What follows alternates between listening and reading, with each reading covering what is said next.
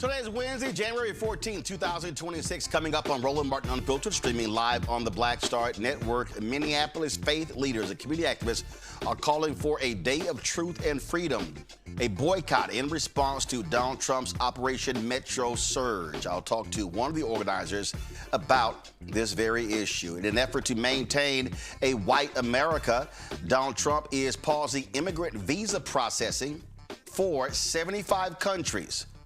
Most of them black. I'll talk to an expert about this sweeping move and why they're targeting African countries, but they're also targeting Jamaica and the Bahamas. Speaking of this MAGA administration, they have launched a campaign across various departments that utilizes images and ideas borrowed from right-wing, racist, white nationalist circles. That is no shock. And racists are welcome in this administration. I'll tell you two individuals who have admitted to loving Hitler and Nazis, and they're still working. But also, heckling the convict-in-chief not only results in being flipped off by the orange man, it can also lead to a suspension. That's the case for a Ford worker. UAW responds. Plus, the United States Senate honors gospel icon Richard Smallwood. Folks, it is time to bring the funk on Roland Martin Unfiltered on the Black Star Network. Let's go. He's got it. Whatever the miss, he's on it. Whatever it is, he's got the scoop, the fact, the find. And when it breaks, he's right on time and it's rolling. Best believe he's knowing. Putting it down from sports to news to politics. With entertainment just for kicks, he's rolling. It's on go, y'all. It's Roland Martin, Rolling with Roland now. He's funky, he's fresh, he's real, the best, you know he's Roland Martin now.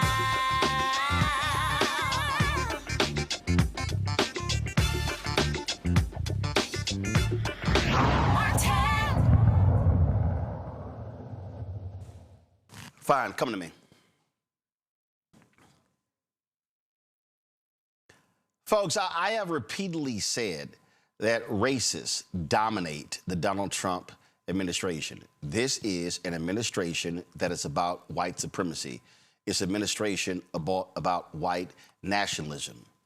And so you might remember a story where the Texas Observer broke a story showing that a prosecutor, an ICE prosecutor in Dallas, that individual, flat out, that individual admitted to white supremacist language that he was handling a Twitter account. Well, he is back on the job. That's right, that racist is back on the job. The prosecutor is James Rotten. He has white supremacist account on X known as Global Responder. The account routinely posted racist comments on the Twitter page. The members of Congress sent letters to ICE and the Department of Homeland Security demanding a formal investigation. ICE responded in March to Texas Congressman Mark Vesey that its Office of Professional Responsibility takes this seriously and will investigate it. Well, ICE hasn't provided any information or updates since then. He is now back on the job. Now, you also might remember Paul Ingratia's, the individual who Donald Trump was nominating for a position. Well, they pulled the nomination because he was busted in an account where there was this chat group where he admitted to having a Nazi streak. Well, guess what? He still works for this administration. Is it any shock what we're dealing with here? And so let's just be clear. What Donald Trump and his administration is saying, that if you are an undeniable racist, if you make racist comments, if you glorify Nazis, if you glorify Hitler, you have a place in their administration. Rebecca Carruthers, President, CEO, Fair Election Center out of Washington, D.C. Mondo Robinson is principal with Black Bell Voters Project, mayor of Enfield, North Carolina. Andrew Clark, managing partner, District Legal Group out of Washington, D.C.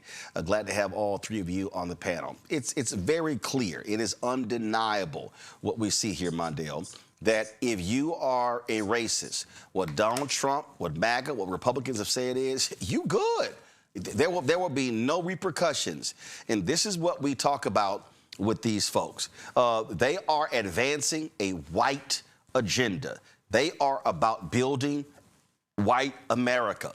And these are individuals who are documented as talking about Nazis and praising Hitler and making racist comments Doesn't matter. You have a job with Donald Trump. Yeah, I think, Roland, first of all, it's good to be back, bro. I think it's actually a plus that you are racist in this administration. Donald Trump is actually thriving and looking for people that believe what he believes. And people can say, well, Donald Trump's not racist. There's no history of it. I think that's BS. And I think right now what we're seeing is Donald Trump's administration is just living out Donald Trump and his father's dreams.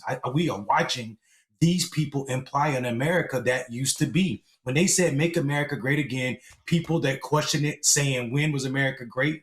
And all of us that said it was only great for people that look like Donald Trump and his fathers and other white people knew exactly what they were saying. And this is exactly what this administration has been dead set on since January of last year. They're not playing games about it. They're not even allowing anybody in the administration or that Republican Party to call them out and keep their space. Anybody that's willing to challenge white supremacy or its role in America, or what Donald Trump sees its role in America, will be punished by this administration. And I think seeing this prosecutor back at work to prosecute people of color, as he has said, he prefers whiteness, so to say. I think it tells us exactly what we should be afraid of.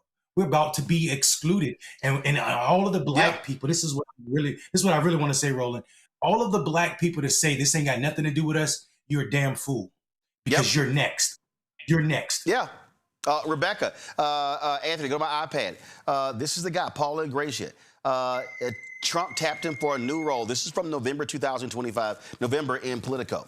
And they withdrew his nomination to lead the Office of Special Counsel. But he had told folks, he's moving to the General Services Administration. Let's be perfectly clear, y'all. This guy literally was busted for saying that he had a Nazi streak. And they're just moving him to the other department. He is still working in the federal government, Rebecca. Roland, here's the thing. I've been spending the last year and a half talking to Black elders, 70-year-olds, 80-year-olds, 90-year-olds, and even a family friend who's 105. And I've been asking them to recount different stages of their life. The last time overt racism was just in our face the way it is now. And they have given a lot of great advice. Advice that I heard a couple of weeks ago was, you know what, it's going to take y'all about 20 years to build back. Y'all be able to do so. The next 10 years are going to be a struggle, but y'all be able to do it. So here's the thing. For every single person who thought electing Barack Obama as president of the United States in 2008 meant that we were at the end of racism, that we were in a post-racial society, this is the final wake-up call. This is the final boss, right, that we're dealing with. At this point, we know how to defeat this. We've defeated these ideologies before. This next time, as we rebuild over the next 20 years, we have to make sure we take it a step further, that we enshrine the things that we need to enshrine in the Constitution, that we don't settle for social change and social justice, but we actually focus on economic justice. Because quite frankly, how we make sure we don't get in this position again as a Black community in this country is to make sure that we have economic leverage the next time. This guy, Ingracia, was, Mondale was in a chat group, and this is what he said. He made a lot of racist comments, and he said one of them, quote, "I do have a Nazi streak in me from time to time. I will admit it." But this is a guy who had a major position in the Department of Homeland Security. He was overseeing political appointees. And this is literally what the White House said when he was being moved. Quote, "Ingracia is a very helpful addition to GSA and will successfully execute President Trump's America First policies." What that is saying is Donald Trump, Stephen Miller, this MAGA White House, they are more than welcome. They are more than welcoming to Nazis.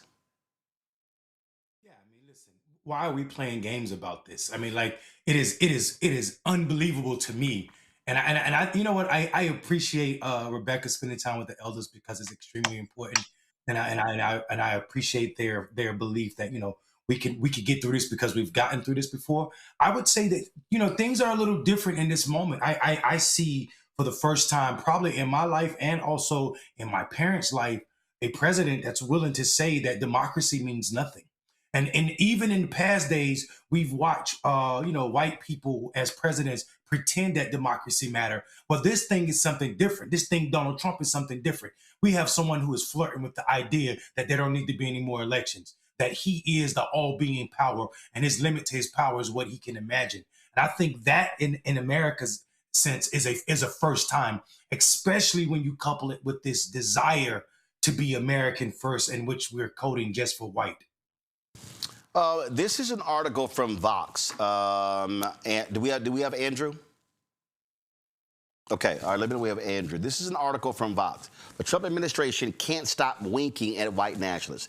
The government is recruiting ICE agents with literal neo-Nazi propaganda. Is what they're doing. And they talk about all the actions that these people are involved in. Give me 1 second, let me close that. You know, this is their communication strategy. They're disseminating white nationalist propaganda from official government accounts. So, folks, we're going to do this here. Right now, we're going to play for you. This is a package that was put together by the folks at PBS that actually details how they're using white nationalist language to appeal to their voters. From the U.S. Department of Labor, a message. One homeland, one people, one heritage. Remember who you are, American. It's a video that appears to be part of a campaign now ramping up to sell the administration's efforts to the American people. For example, calling on potential ICE recruits to, quote, defend the homeland from outsiders while featuring heroic images of white men, often from a bygone era. Then there's this tweet from Friday, an ICE recruitment ad featuring the turn of phrase, "We'll have our home again," plastered over an image of a man on horseback and a stealth bomber flying in the distance. That's a reference to the song "We'll Have Our Home Again," a white supremacist anthem favored by the Proud Boys.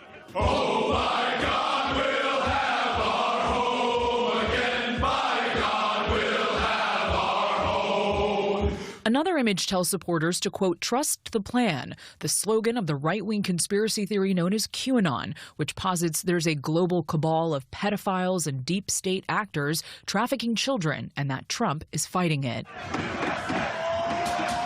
It's also a movement heavily involved in the insurrection on January 6, 2021. Last week, the Trump administration published a new website rewriting that history to blame Democrats for security failures that day and to justify the president's pardoning of more than 1,500 defendants. Weighing in on another era, last week President Trump also sat for a lengthy interview with the New York Times. He was asked about the civil rights movement and told reporters that while the landmark legislation did some good things, he said, quote, it also hurt a lot of people that deserve to go to a college or deserve to get a job were unable to get a job. So it was a reverse discrimination. A day later, Trump supporter and billionaire Elon Musk wrote 100 above this message on X, which read in part, quote, if white men become a minority, we will be slaughtered. White solidarity is the only way to survive. That's known as the Great Replacement Theory, popular in white nationalist circles that falsely claims the white population is being intentionally replaced by non-whites. For the PBS NewsHour, I'm Liz Lander. It's NewsHour. Now, check this out. Today on Capitol Hill, that was a congressional hearing, and what's insane about that hearing on Capitol Hill is that Congressman Jared Moskowitz, he had the microphone, and he was calling out Republicans because they literally had in the audience an avowed racist, somebody who was successfully prosecuted for sedition, sitting on their side of the aisle. Okay, I want you to take that in. The Republicans literally had on their side of the aisle an individual who named Stewart Rhodes, who is an avowed racist. Okay, I want y'all to listen to this. That's totally fair. By the way, the head of the Oath Keepers is here with us in the audience. Stewart Rhodes is here today. Not every day, of course. Not every day, of course, you get to meet someone who was convicted of seditious conspiracy against the United States. Hasn't happened in 30 years, of course. Sitting in the front row in the reserved section, which is is controlled by my colleagues across the aisle.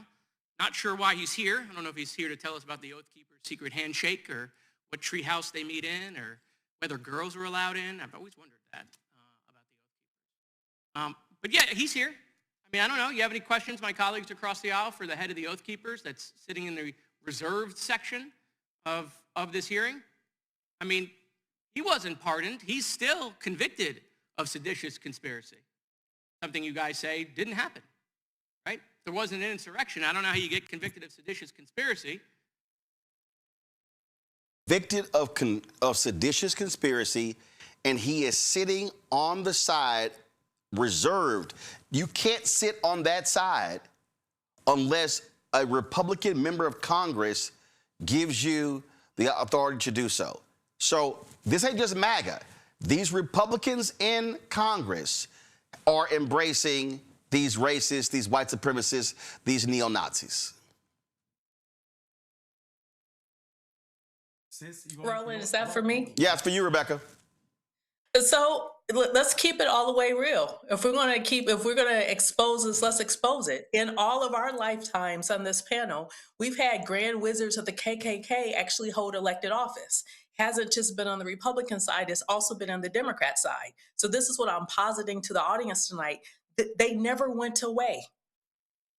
They never went away. They have always been here since the foundation of this country, and they have been founding members of this country. They have existed. So we're here again, but unfortunately, many of those, especially those of us who have been in the post-civil rights generation, had assumed that just because they let us into their universities, just because they let us into their corporate offices, that the issue is sweet. It's not. So we have to band together and figure out what our path forward is. We as a community have to figure out what our strategy is, because we do have to fight back. We do have to protect our communities, but also understand that these are competing white ideologies. Like earlier, I think last year I spent time talking about what 3%ers are and what their beliefs are. So there's competing white supremacist ideologies are fighting right now to figure out who's going to hold control and the reins of government. Now, is that Black folks' fight? No, but we're still impacted based upon what happens in that fight. So as a community, we have to band together and figure out our path forward through definitely the next 20 years. See, this is what all of these people, Mondale, this ain't our fight. This ain't got nothing to do with us. Oh yeah, we survived Trump last time. I think we'll be able to survive him this time. All this, and we tried to tell these fools. And there was a whole bunch of loud Negroes on YouTube and on these podcasts and on social media running their mouths saying Kamala Harris, she ain't worth this, she ain't black enough, this, that, and the other. These people are literally executing a Jim Crow 2.0 strategy. When that Louisiana versus Cali decision comes down, and when that leads to wiping out black representation in North Carolina, South Carolina, Tennessee, Georgia, Arkansas, Florida, Mississippi, Alabama, Texas, and beyond, on the congressional level, on the state level, on the county level, on the city level, on the school board level, they are wiping out grants. They're wiping out billions that were supposed to be spent for black maternal health, for mental illness, studying cancer. But yeah, Kamala, she wasn't black enough. Yeah, I mean, I guess their definition of black and what they was looking for was some Uncle Tom type shit. To be honest, let me be clear, Roland. I think it's important that we name what's going on here. Donald Trump and Republicans sitting rows up there in reserved seats. Reserved seats is an exclusion of behavior that is anti-democratic. Americans can't on one hand say we are exceptional because of our democracy and how long it's standing, and also reward people who are convicted of seditious acts, and also reward them by sitting them in the front row of the Senate while we're talking about democracy itself. This is hypocrisy at the level that is more than just damning to what's going to happen in this country or how we look outside this country. It has ramifications worldwide. We cannot say anything to Vladimir Putin when Donald Trump is behaving just like that in this hemisphere. We have no ground to stand on when black people are not will be threatened, are being threatened by policies by this presidency, both black people in this country and abroad. When you see, and as you said, when the opening of the show, when you see this government trying to tell people we will remain white, whether you like it or not, because we know the policies. We enacted them before, leading up all the way up into this country's history through the 90s, when we didn't let black people come in. Now we're going to go back to those policies. So you're right. When people said Kamala wasn't black enough, while some of those same people that said it had white women as their girlfriends and also had babies by those women, were damning. And also we're left to ask, who are paying these people to show up in this way? Why are black men or black people in general saying that this person was not black enough when America itself said one drop is enough to be black? Folks, Trump's there 3 more years. And I'm telling everybody who's watching and listening, this is not a drill. This is real. And it is going to continue. And that's why I've been saying we have got to see massive black turnout. I can't speak for other people. We got to have massive black turnout everywhere. I'm talking about minimum 70% turnout of our eligible voters. Minimum. It needs to be 80, 85, 90%, because these folks are executing a whites-only strategy. It is clear. They're telling us, and they're doing it in our face. A little bit later, we're going to talk about what's happening with the cutting off with these African nations. I'm telling y'all, this stuff is happening. They don't want, not only do they not want people from African countries, they don't want African Americans. This is real. You're watching Roland Martin Unfiltered on the Black Star Network.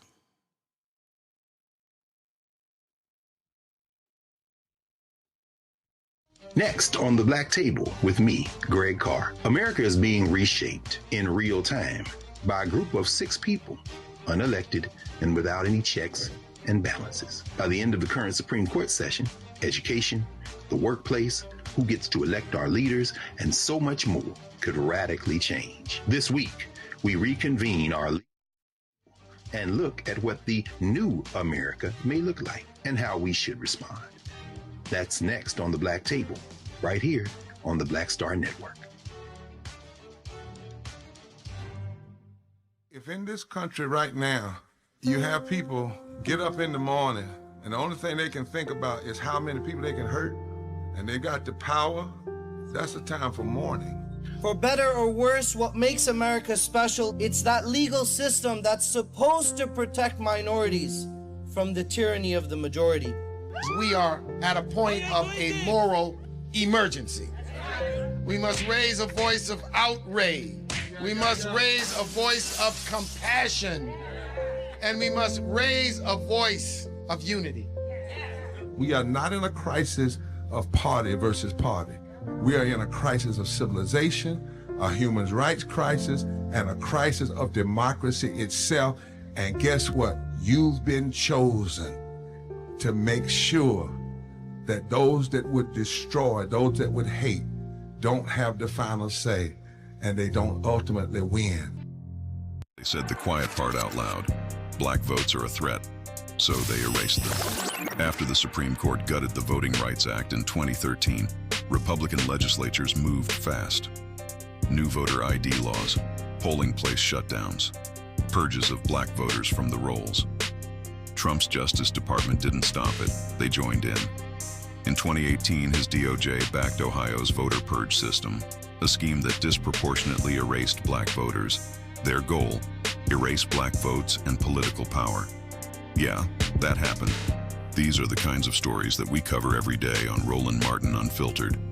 Subscribe on YouTube and download the Black Star Network app. Support fact-based independent journalism that centers African Americans and the issues that matter to our community.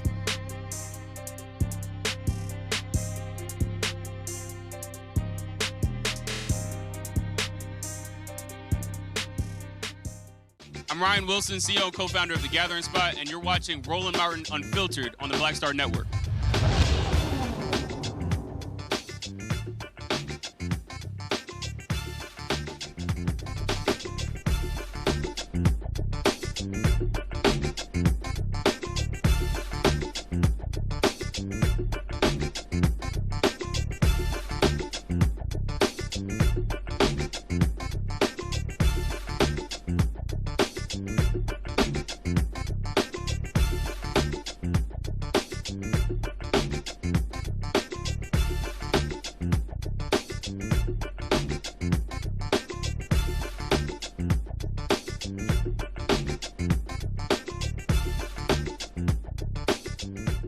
The tension continues in Minneapolis between ICE and residents. They're escalating since the murder of Renee Good. People are being assaulted, detained, taken from their homes, snatched off the streets. In response to this situation, faith leaders, union representatives, and community members are organizing a Day of Truth and Freedom.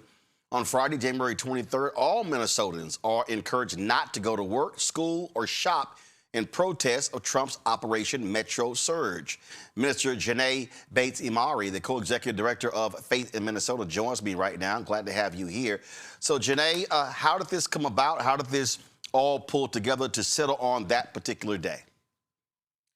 Yeah, we have, unfortunately, here in Minnesota, we're no stranger to the federal government trying to unleash their full terror on us here. And so what we experienced, not just with the murder of Renee Good, but what we have continued to experience with this surge of ICE agents here in Minnesota has been continued violence, continued harm. And Minnesotans are at the point of recognizing and being really clear that this is not normal. What has happened here in Minnesota, we know it started, there were other cities, other blue cities across the country that have been used as testing grounds to do this kind of harm and damage. And yet here in Minnesota, we are already at the level of where we are experiencing the most violent and aggressive ICE operation in the country's history. And we are expecting yet 1,000 more ICE officers to be here. They're already renting out hotels through May. So we know that this is for a long haul. And after the murder of Renee Good, on the very same day, we had ICE agents release chemical irritants at a high school as students were being released from school. We have had an employee who was a citizen at a Target be two teenagers who are Target employees be taken out of their place of employment, beat up, taken to another location, dropped off. We are having them ram people's cars and drive away, break people's windows open when they are being legal observers, exercising their legal right to record what is happening, not obstructing their ability to do what they're doing, which is continuing to wreak havoc, but just recording them puts you in the line of danger to your body, to your property. And most certainly we witnessed this in the worst possible way, where we all probably saw no less than 3 videos of a murder of a woman here in Minneapolis. And so we knew it was time. If anybody ever sat around and wondered, when's the time for us to do something different, to do something powerful, and to do something at scale? And we're very clear, now is the time. So unions across the state, faith communities across the state, we decided that this was the time to do something, to take further action that's not just a march. It's actually hitting them economically, because we know that corporations, especially here in Minnesota, have a lot of power, and they're choosing not to exercise it. They're choosing to stay silent. And frankly, many of them are actually quite entangled with federal agents here, corporations like Target. So when you say target the corporations, so the goal is to say, okay, corporate America, you've been silent, you're sitting on the sidelines, you're saying nothing, so we are going to withhold money. We're going to extract resources. We're going to, as Dr. King said on April 3rd, 1968, we're going to redistribute the pain. And so by doing this, you want them then to do what? They need to do three things, actually. They need to be corporate leaders and business leaders in saying that ICE needs to leave Minnesota, period. They need to stand up and do all that they can to ensure that the agent who killed Renee Good is charged, is arrested, is prosecuted, and that happens in a way that is transparent, because right now we know that the FBI is withholding all of the investigative materials that they have obtained from Minnesota law enforcement to be able to investigate this with transparency. And we're calling on them to become a Fourth Amendment business, to exercise their right to the Fourth Amendment, which means that ICE officers and federal agents are not allowed on their property, that they can't continue to stage in their parking lots, that they cannot continue to come in and take and snatch and kidnap their employees in broad daylight without having a judicial warrant. And the majority of ICE operations operate on an administrative warrant, not a judicial one. And then we are also calling on these businesses, especially on Target, to be a corporate leader in saying that it is time that we stop funding this unaccountable mass militia that is wreaking havoc on their state and on their country. And so those are the calls that we are asking for them. It is about arresting and investigating and prosecuting the officer that killed Renee Good. It's getting ICE out of Minnesota. It's them becoming a Fourth Amendment business, leaning into their right to deny ICE entry. And it is calling on Congress to not fund this unaccountable militia, which they have a real opportunity to do, especially knowing that on January 31st, Congress has to make a decision on if they want to continue to fund the Department of Homeland Security, aka ICE, and they could make the decision not to. And most certainly we know that the people have been pushing for that. It's also time corporations stand up and say the same thing. And, this is not even a wild or radical thing. We know that, for example, San Francisco was likely targeted to also have these huge surges of ICE operations. And the businesses there, the corporations there, Silicon Valley there said, heck no. They called Trump and said, don't come here. And they didn't. And so the businesses here need to do the same thing. So we are calling on Target. We're calling on 3M. We're calling on General Mills. We're calling on the many, many, many corporations that call Minnesota home to get ICE out. Questions from my panel. Andrew, you first. Kind of actions or I guess demonstrations have been occurring that or progress has been made in terms of getting these corporations involved? Well, unfortunately, we've gotten very skilled at holding actions and vigils and grieving and marches. And so all of that has been happening. But I will also say, because of, frankly, the practice that we got during the uprising after the murder of George Floyd here, we have built this level of resilience and, frankly, sophistication within the neighborhood by neighborhood work, the organizing work, the mobilization that's been happening. And it has given, frankly, just quite a bit of light in all of this. So this day for our organization, we've been pushing for the day of prayer and fasting for truth and freedom. Statewide, it is the day of truth and freedom. This came from community. It came from community members and groups, organizations like mine, faith-based folks, and unions. But it also has been, frankly, just a call, again, because of the block by block work that's been happening here. I mean, it has been remarkable to see the ways in which community has stepped up, the fact that we've had tens of thousands of people who have been trained to be legal observers.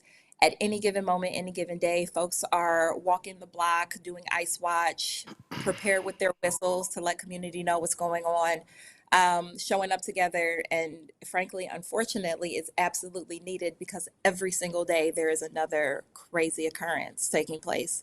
I mean, it is so bad the way that ICE has been operating here. It is literally like the largest organized crime syndicate in this state.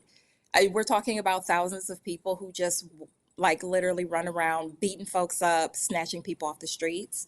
And that is both citizens and undocumented people alike. Rebecca. Thank you so much for being on the show tonight. I'm a Midwest girl. I was born and raised in Omaha, Nebraska. But what was very pivotal to my upbringing was I was raised in the Black church. That's how I learned Yeah. about civil rights. That's how I learned about coalition building. That's how I learned Yep. about the history of movements in this country and what collective action can be. I know not everyone goes to church, but you lead a faith organization. What are the Yes. plans to make sure that there is a definitive education on what's Mhm. happening and connecting it to previous historical civil rights movements in this country? How, is that learning or those teachings happening, especially for young people who, quite frankly, aren't going to get this in the classroom? Yes, thank you. That's a great question. I mean, so what's really beautiful here is that we do have a pretty robust organizing ecosystem here in Minnesota. And I actually am really blessed to be able to be the co-founder of a crew of folks called the Black Church Power Project. It is Black churches here across the state of Minnesota, in the Twin Cities, St. Paul, Minneapolis, out in St. Cloud and rural areas. And we are congregations and clergy who are dedicated to building independent Black political power in this state. In a state where we are over 90% white, it is very, very important. And we have been doing the groundwork of doing exactly what you're naming, having teach-ins. I mean, even doing things as basic as know your rights trainings. The reality is that a lot of what is happening here in Minnesota, and the particular flavor of vitriol that has taken place here is largely because of an attack on Somalis and Muslims here. And there is a way in which that tends to get leveraged, all kinds of ways in which communities get pitted against one another.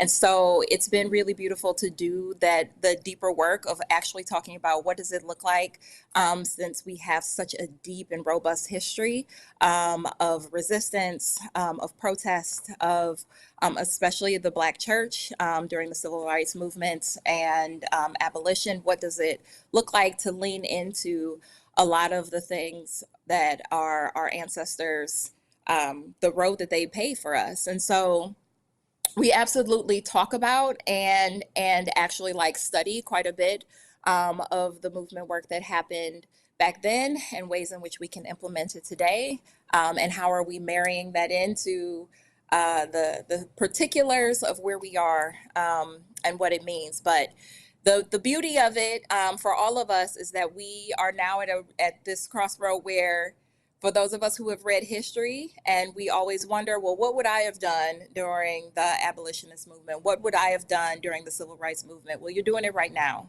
And my hope is that if you can answer truthfully and say, I ain't doing nothing, that you will get connected to organizations that are moving, because, oh my God, there is so much to be done. And for such a time as this, we all have our own calls, but we also have a collective call towards justice. And I have true hope through things like what is happening here in Minnesota, but also all of the ways that folks nationally are tapping in, and moving, that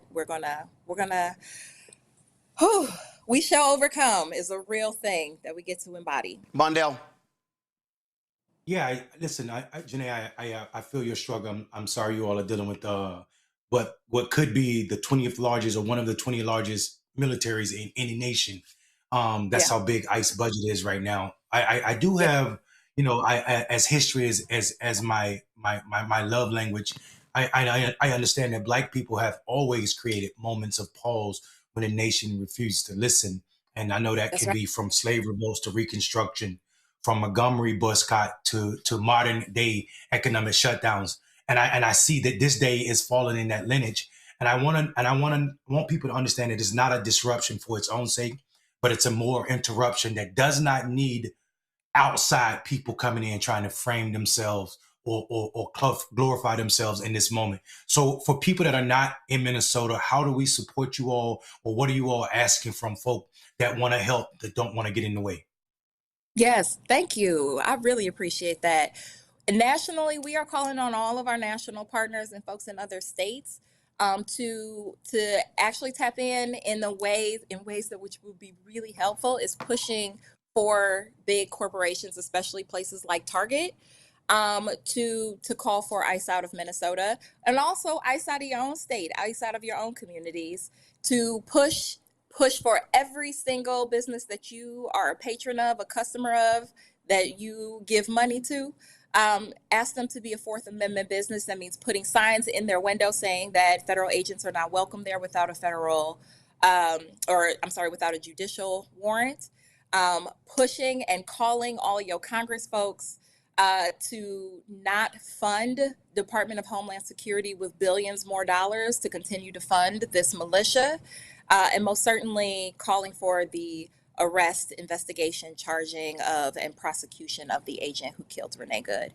Every single person can do that. And what we have about 70 Target stores just here in the state of Minnesota. Already nearly 40 of them have had delegations of folks, individuals showing up saying, hey, it's time to get ICE out of Minnesota. You need to be a corporate leader in making that happen. All of the states across this country, you have a Target, show up in that Target, talk to the manager, let them know. And we know that corporate is feeling the squeeze, that people across the country are like, it's time. It is time. All right, then. Well, Janae, we certainly appreciate it. Thanks a lot. And we'll be watching what takes place on January 23rd there in Minneapolis in the state of Minnesota. Thank you. All right, thanks a bunch. Before I go to break, I just saw this here, and I thought it was rather interesting. Andrea, I want to start with you. There's a firm, David Shore's firm, that they've been looking at what's been happening, and when you study what's going on, in Minneapolis, and when you start studying the data, you start studying how people are responding to the data and responding to this.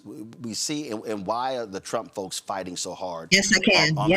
Why they're fighting so hard on this whole issue as it relates to the shooting of Renee Good, is that they understand how people are being turned away, and we can't underestimate the power of polling data. And so let me pull this up for you guys. So 1 second. Okay, I'm trying. There we do right here. And so this is very interesting. Because it was a tweet that I initially saw, the tweet that said David Shore's firm is circulating a memo among Dems that finds footage of ICE shooting significantly drives up Trump's disapproval. And this is what they said. In testing of 15 viral videos about the Minneapolis shooting, raw eyewitness footage and straightforward reporting consistently drove meaningful increases in Trump disapproval, read the memo, which I've obtained, though it says some ideologically charged messages were less effective. And this is from Greg Sargent. The testing also found that the killing has broken through with voters. The memo says, with 86% saying they have heard at least a little about it and 76% saying they've seen footage. And importantly, the testing also finds that Democratic proposals to rein in ICE have broad support.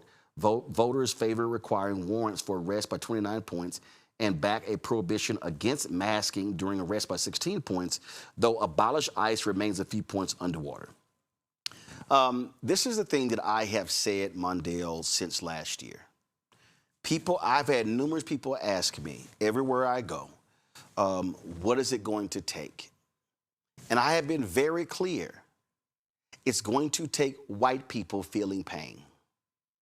And the reality is, this is a white woman who was shot in the face. If it was a black woman, if it was a black man, if it was a Latina, if it was a Latino, if it was Asian American, if it was Native American, no. It was a white woman. And when you look at this, when you look at Trump Doge and these cuts and tears and these crying ass white farmers, and I've been telling everybody, I said, y'all, White people are going to have to feel the pain. I was talking to a friend I went to high school with, and she said, "Yeah, but Roland, the problem is, if that's the case, we're gonna feel the pain too." I'm like, "Yeah, no shit."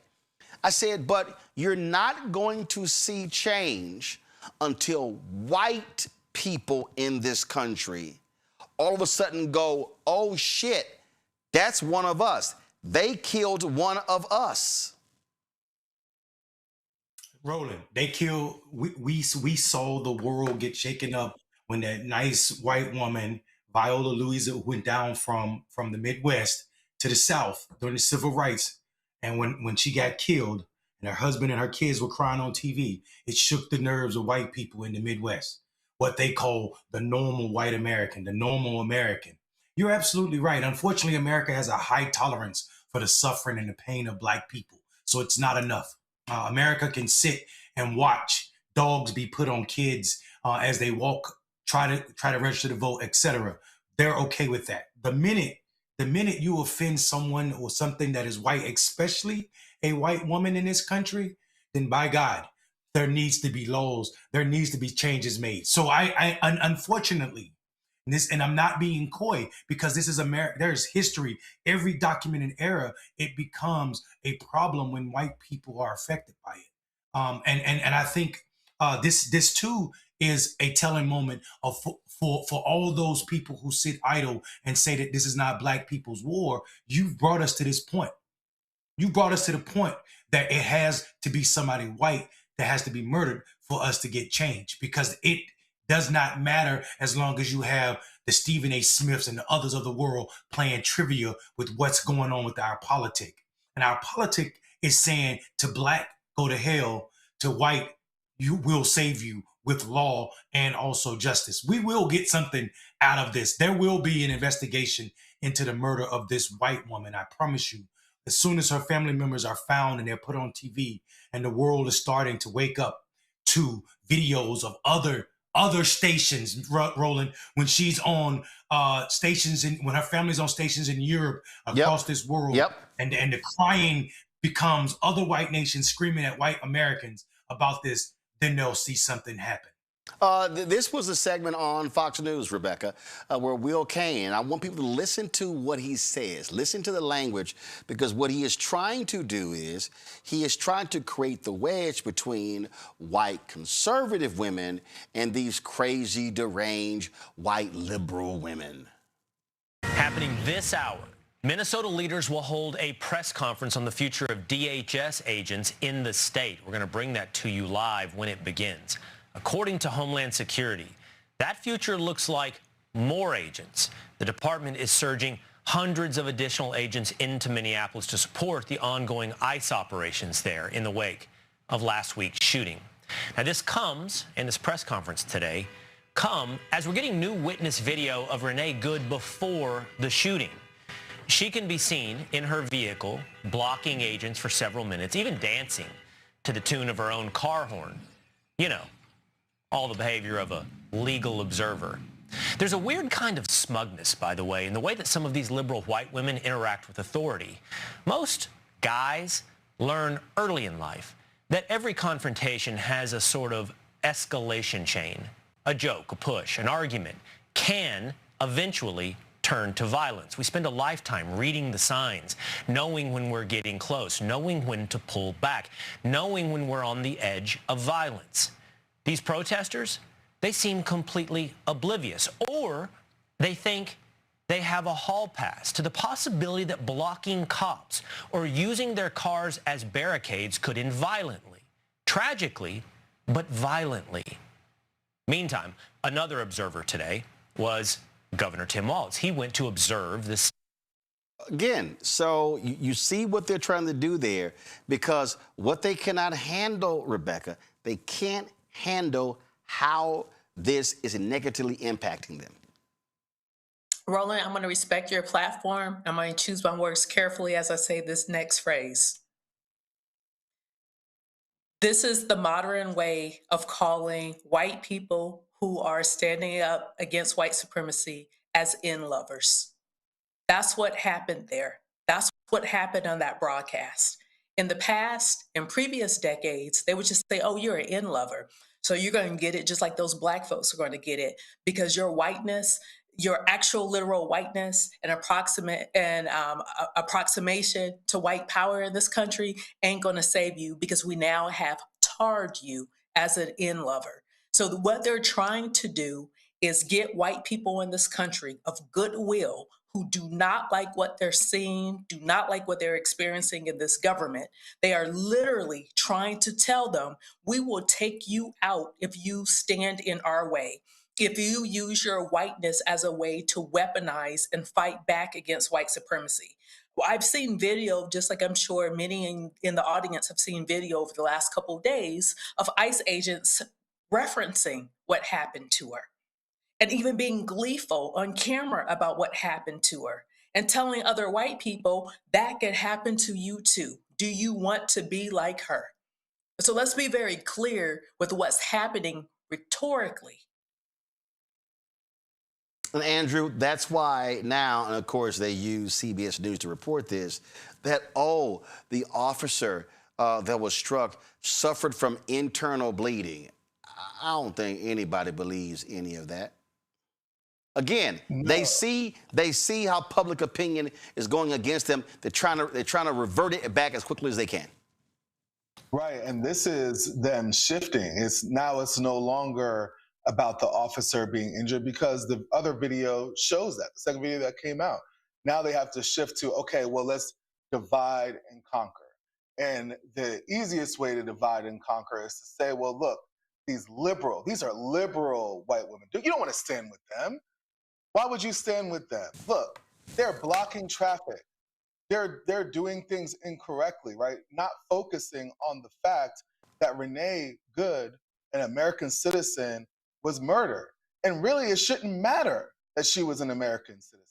Back in June of 2025, Roland, we were on this show watching as it was unfolding in California, the ICE insurrection, I would call it, right? Then we came back to DC when ICE came to DC. Then they went to Chicago. And it took a white woman being murdered on camera for now there being an uprising. And I'm glad because we did say this. I feel like we should go back to the tapes. We did say it was going to take a white American woman being killed for people to really start paying attention to the fact that ICE has been maneuvering like this for almost a year. Yep, that's what's going on. All right, y'all got to go to a quick break. We come back. I keep trying to tell y'all these folk don't want black folks in this country, and they're freezing immigrant visas from 75 countries. Wait until I read you the list. It's a whole lot of black countries. You're watching Roland Martin Unfiltered on the Black Star Network. Support the work that we do. Join our Bring the Funk fan club. Goals get 20,000 fans contributing at least $50 each a year. That'll raise $1 million. It comes out to $4.19 a month, 13 cents a day. You fund this show. You fund our new daily news show starting in January. You fund our health show. Fund our other 3 weekly shows. It's a lot. Black Star Network. It's a whole lot that we're doing, y'all, with a small amount of money. We ain't got millionaires and billionaires cutting us checks, but we are doing the work. We center African Americans. If you want to use Cash App, use the Stripe QR code. Just hit right here on the screen. Click the Cash App pay button to contribute. Checks and money order. Make it payable to Roland Martin Unfiltered. P.O. Box 57196, Washington, D.C. 20037-0196. PayPal is R Martin Unfiltered. Venmo is RM Unfiltered. Zelle, Roland at RolandSMartin.com. Roland at RolandMartinUnfiltered.com. We'll be right back. This week on A Balanced Life with Dr. Jackie, we're talking about the ups and the downs of the holidays, the ebb and flow of life, those things that keep us running and gunning. But you know there comes a time in each of our lives where we need to just sit down, sit back, and relax, giving you a chance to really find out who you are and how you're going to move your life forward. How do I learn? How do I grow from this? And that's where, resilience comes. So I'm literally walking this out in real time. It's just giving myself all the grace, all the space, all the permission that I need. We're talking about all of these things this week on A Balanced Life with Dr. Jackie here on Black Star Network.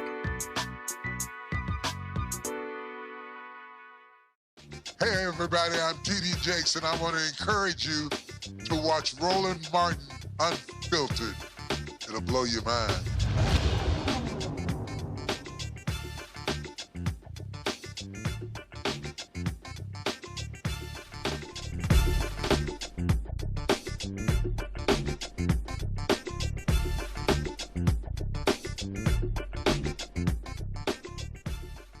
Well, Trump's State Department is freezing immigrant visa processing for 75 countries to clamp down on applicants it deems likely to become to get on public assistance. Really? The directive instructs embassies and consulates to halt decisions beginning January 21st while the department reassesses its vetting procedures under existing immigration law. Now, let me walk you all through these countries. There we go right here. Afghanistan, Albania, Algeria, Antigua and Barbuda, Armenia, Azerbaijan, the Bahamas, Bangladesh, Barbados, black, Belarus, Belize, Bhutan, Bosnia, Brazil, not a black, Burma, Cambodia, Cameroon, black, Cape Verde, black, Colombia, Cote d'Ivoire, black. Keep going. Let's see. Cuba, Democratic Republic of the Congo, black. Dominica, Egypt, yeah, they black too. Eritrea, black. Ethiopia, black. Fiji, Gambia, black. Georgia, Ghana, real black. Guatemala, Guinea, black. Haiti, black. Iran, Iraq, Jamaica, very black. Jordan, Kazakhstan, Kosovo, Kuwait, Kyrgyzstan, Laos, Lebanon, Liberia, black, Libya, black, Macedonia, Moldova, Mongolia, Montenegro, Morocco, Nepal, Nicaragua, Nigeria, black, Pakistan, Republic of the Congo, black, Russia, Rwanda, black, St. Kitts and Nevis, black, St. Lucia, yep, black, St. Vincent and the Grenadines, black, Senegal, black, Sierra Leone, black, Somalia, black, South Sudan, black, Syria, Tanzania, black, Thailand, Togo, black, Tunisia, Uganda, black, Uruguay, Uzbekistan, Yemen. Yeah, that's all. So it's like, yeah, we ain't trapped. Now y'all know that. Ain't no Denmark, ain't no Sweden, because Trump has made clear that, I really want them white folks in the country. Nana June, the executive director of the Black Alliance for Just Immigration, joins us right now. I'm glad to have you on the show. Now, we've been making this whole thing clear, and we said it. Donald Trump, MAGA, and Republicans, they want white people. My book is called White Fear, How the Browning of America is Making White Folks Lose Their Minds. They want a white country. They are scared to death of black people and Latinos and Asian Americans and Native Americans being the majority in this country. So they're like, yo, let's shut this thing down. So let's see, white people ain't having babies. So let's see if we can try to keep all of them out and try to import as many white people as possible to keep us in power. Including the white Afrikaners. Yeah. Let's import them so, too, yeah, right? so they don't mind. They like South anger. African. The black ones, y'all stay. We want the white ones. Absolutely. And that's significant, right? And, thank you, first of all, for having me on. Thank you for talking about this topic. It's really important. What we see here is on top of about 3 levels of travel ban that have already occurred. The first travel ban was blackadier than that, probably about 85 to 90% of the countries coming from the continent of Africa and the Caribbean. Then, as you know, they added this, they had the partially restricted that also was majority black, including some of those countries you see right there. Then they added the $15,000 bond. So imagine if you wanted to go to France and you decided, hey, I want to go to France, and France says no problem, but you've got to put up $15,000 just as a bond to come into the country, which of course acts as its own ban. And then we see what's happening here on the falsity, of course, that somehow people from these countries are the people that end up on public assistance. We know what's happening here. These are all a form of black ban. They may have some other folks, other sprinkles on top, but at the end, that's really what this is about. Not surprising if we think about the initial immigration policies, the initial bans back in the 1700s. People think that the first people excluded were Chinese, but the first people excluded actually were Haitians, because Haitians were free, right? They freed themselves and said, we want to go around the world, including the United States. And the United States quickly banned Haiti, banned Haitians from coming into the country. And what we're seeing here, as with a lot of other things this regime is doing, they are looking into the past and sometimes into the hundreds of years past to see how they can use those same racist, authoritarian, violent policies right now in the present to achieve those same goals that they've always wanted to achieve. The impossible goal they'll never achieve of turning the United States into a white country. You know, and this is what I've said. So, you know, it's a lot. You got these folks call themselves Foundational Black Americans, FBA, B1, all these different ADOS, all these different titles they use. And they have been, a lot of them in vehemently anti-Black immigrant. And I keep trying to remind them, first of all, if you look at the numbers, first of all, 10% of the African-American population in the United States are Black immigrants. So understand, you start going along with this policy, you're talking about, losing 3 to 4 million people going out of this country, and that's going to impact voting numbers. That's going to impact a whole lot in a lot of our cities. Folk ain't understanding that. So it's like, if y'all want to play the game of trying to be vehemently anti-immigrant like the white folks, all you're doing is hurting yourself. Absolutely. And trust me, they're going to be real mad. I just said that. So they're going to come with all the videos, but they can all kiss my ass. Go ahead. But certainly when you think about also the children, people like myself who are born of Black folks born outside, now all of a sudden you get to 1 in every 5 Black people being either a foreign-born Black person or child of a foreign-born Black person. That does not include my son. Shout out to him. He turned 30 yesterday. And so now you have a 3rd generation of folks, right? No, hold on. I want to stay right there because that's pretty important. So what you're saying, and again, this is the thing that these people, this is when you're stuck on stupid and you don't pay attention. So I'm just going to use, so you take Eric Holder, who was the Attorney General, Barbados. You take Colin Powell. You take Shirley Chisholm. I can go Stokely Carmichael. I can go Harry Belafonte. I can name a whole host of folk today that when you start, Wes Moore, governor of Maryland. So, and they love yelling tethers. So the number you just gave, so what you're saying is that 20% of African Americans are children of Black immigrants. You said 1 in 5. What I'm saying is 20%, 1 in 5 are either foreign born, so they're either Shirley Chisholm and Kwame Ture, right, born outside this country, or they're children of people born outside this country, such as myself, such as Wes Moore, some of the other names you named. That's 20% of the 40 million. 20%. Who gets rid of 20% of their population? So that's 8 million. Right. So for all these people who keep yelling tethers and everything, they have no clue how many people who are Black you about to wipe out in New York City. Houston has the largest Nigerian population in the country. So we start going around, it's like, okay, so what you just laid out is that's 20% of the 40 million Black people. So the FBA, ADOS, those folks, what they're saying is, yeah, let's send away 8 million African Americans. Gotcha. Go ahead.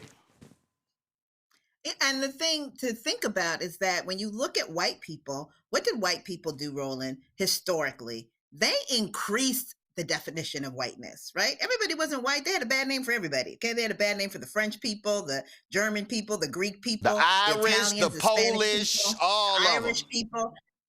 They said these people are not white. And then they looked to their left and they saw the Native American. They looked to their right. They saw the Black folks. They saw the incoming brown folks, Asian folks. They said, oh no, come on, welcome to the club. And they went, come those here. people in. Come here, come on. Y'all us. Y'all one of us. And at a time in which they are attacking us at every level, bringing in body snatchers with every type of identity, from the FBI to the ATF to ICE to the CBP to the Postal Police, and that's who's out here in LA, in Memphis, in Chicago, in Minneapolis right now, in Charlotte. Like, it's not just immigration enforcement. That doesn't exist. We call it the invasion of the body snatchers at Baji. This is all of them. At a time when we should be standing up together to prevent our people from being snatched, right? Instead, by increasing our numbers and saying, hey, we're here together, instead we have people that are supporting that effort, who are trying to divide people and trying to separate people, which is not going to be helpful, particularly with the ban. What people, I think about some of these countries, look at a country like Ghana, which is a country that so many people, African Americans included, are moving to, marrying people, all kinds of stuff. And now I'm getting all these calls from people saying, wait a minute, my friend was coming to visit. I have someone who I was helping that got into university. They can't come. I can't get my fiance over here. Correct, because there's a travel problem. Travel bans that are happening, or there's $15,000 that you've got to pay, or in this case, they put everyone's applications on hold while they do a so-called review. And all the review is, Roland, is they just want to see, will you give me your minerals? That's it. The review is to see, will we turn over everything in our countries to the billionaires? The review is to see, will we allow ourselves to be a dumping ground for people that this country is illegally, unlawfully, in violation of human rights, deporting? That is what they're trying to do. And you see some countries bent the knee and are still finding themselves on these lists because these types of bullies, these types of gangsters, they never stop pressing you to, put yourself under their foot. Never. And they will not stop until the sovereignty of each and every one of these nations is gone under a Trumpian flag. Absolutely. They will. That's how they will operate. Good eye panel with questions. Monday, are you first? Yeah, I appreciate you letting people know that back in 1790, I think when we had our first restriction of Black people, like you had to be not just free citizen, you had to be a white free person to become a citizen of America. I think people believe that, America is majority white because white people are what America was designed and made by, but they forget that it was immigration policies that created this white flesh on majority of Americans. Can you talk about how America has only had truly about 50 years of free, 14 years before 1790 and 36 years since 1990, where Black people were allowed to immigrate, and talk about what that looks like and how people shouldn't be surprised that we are back there again? Yeah, absolutely. I mean, when we look at what those two time periods that you're talking about, where you had immigration policies that were not just absolute, right? That weren't saying you absolutely can't come in, then you did see Black people come in. It's important to point out that it wasn't just free flowing, right? That it was very specific. It was particular folks that they wanted to have come in. Labor is always one of them, right? And one of the things that I talk about is that it cannot be that the only way that Black people can come to this country is in the hull of slave ships or the hull of planes coming in to do work for this country, right? That is not the way that it should be. But that is the biggest way that labor has been allowed. After the 1964 Civil Rights Act, when we had the Immigration and Naturalization Act come out, and the expansion of who could come in, which was directly related to civil rights and the work of Harry Belafonte and others, the numbers of people obviously increased, especially coming from the Caribbean. But we see that often who is allowed in, still in terms of Black people, there's so much more difficulty, even to get tourist visas to come into this country, let alone to get visas to come here and live, reunite with family, etc. What we see happening now is just a resurgence, again, of those more absolute laws that were keeping Black people out. And I want to point out, because I think it's important in our framing, to also say that the incarceration of Black people, whether it be by the criminal punishment system or the immigration enforcement system, is another way to make this country look whiter than it is, which is always the goal, the perception of the whiteness of this country, even as the actual numbers of white people and their percentages decrease. And see, the thing, actually, so I'm actually asking the question in a second. Rebecca, go. Sure. So I'm going to ask a question about unity. So my family has been in this country for hundreds of years, and we've been fighting against these same white supremacists and all their descendants. My ancestors have been fighting their ancestors. People like Stokely Carmichael, people like Shirley Chisholm, they were here before 1965 and had a historical understanding of what the fight was in this country. One thing that I have observed, especially not just on social media, but actually in person, as I've helped organize, done political organizing in this country, and I've worked with all sorts of populations, including Black immigrant populations, is that unfortunately there has been this myth or this aspiration of model minority that has separated from some of the newer Black immigrants to historical Black folks who have been in this country. So I just want to point out that the conversation is extremely nuanced. It's more than just, there's some folks on YouTube who are just saying, what they're saying. So my question is, how do we make sure that people are on code, meaning that they understand historically what anti-Blackness is in this country, and they understand that cozying it up to white institutions of power, aka cozying up to white people, isn't enough to save them, and that ultimately we're going to have to be in this fight to take down white supremacy in this country once and for all. Absolutely. And I think there's a couple of things that, Baji, this is part of what we do. Baji was actually started by African Americans, folks from the Caribbean and folks from the continent. And we're turned 20 this year, but for the first, 10 years at least of our existence, we were led by Gerald Noir, who is an African American from Louisiana, hundreds of years, multiple generation in this country. And the whole point of Baji is we fight for Black migrants and African Americans at the intersection of racial justice and immigrant rights. One piece that we know is about education, right? Right now, if I ask most people, Black people included, tell me about the history of Ghana, even if they're going to Ghana, they have no idea. Tell me about the history of Nigeria, they have no idea. That's not what people generally do when they go to other people's countries. And so that's something that has to happen here. And even as people, sometimes don't speak English and they're forced to figure out how to learn English and to take classes, none of these classes are coming with what does it mean to be Black in America. And one of the things that Baji had started was to go actually to home countries or to other countries and to say, and to have classes that say, so you want to come to America. And one part of that class is about the immigration process, but the other part of the class is about being Black in America. We had Baji say, you learn how to be Black in America from African Americans, from Black Americans. And so it's important to understand that history. And as you said, it's nuanced, right? And so it's important to also understand who you are teaching.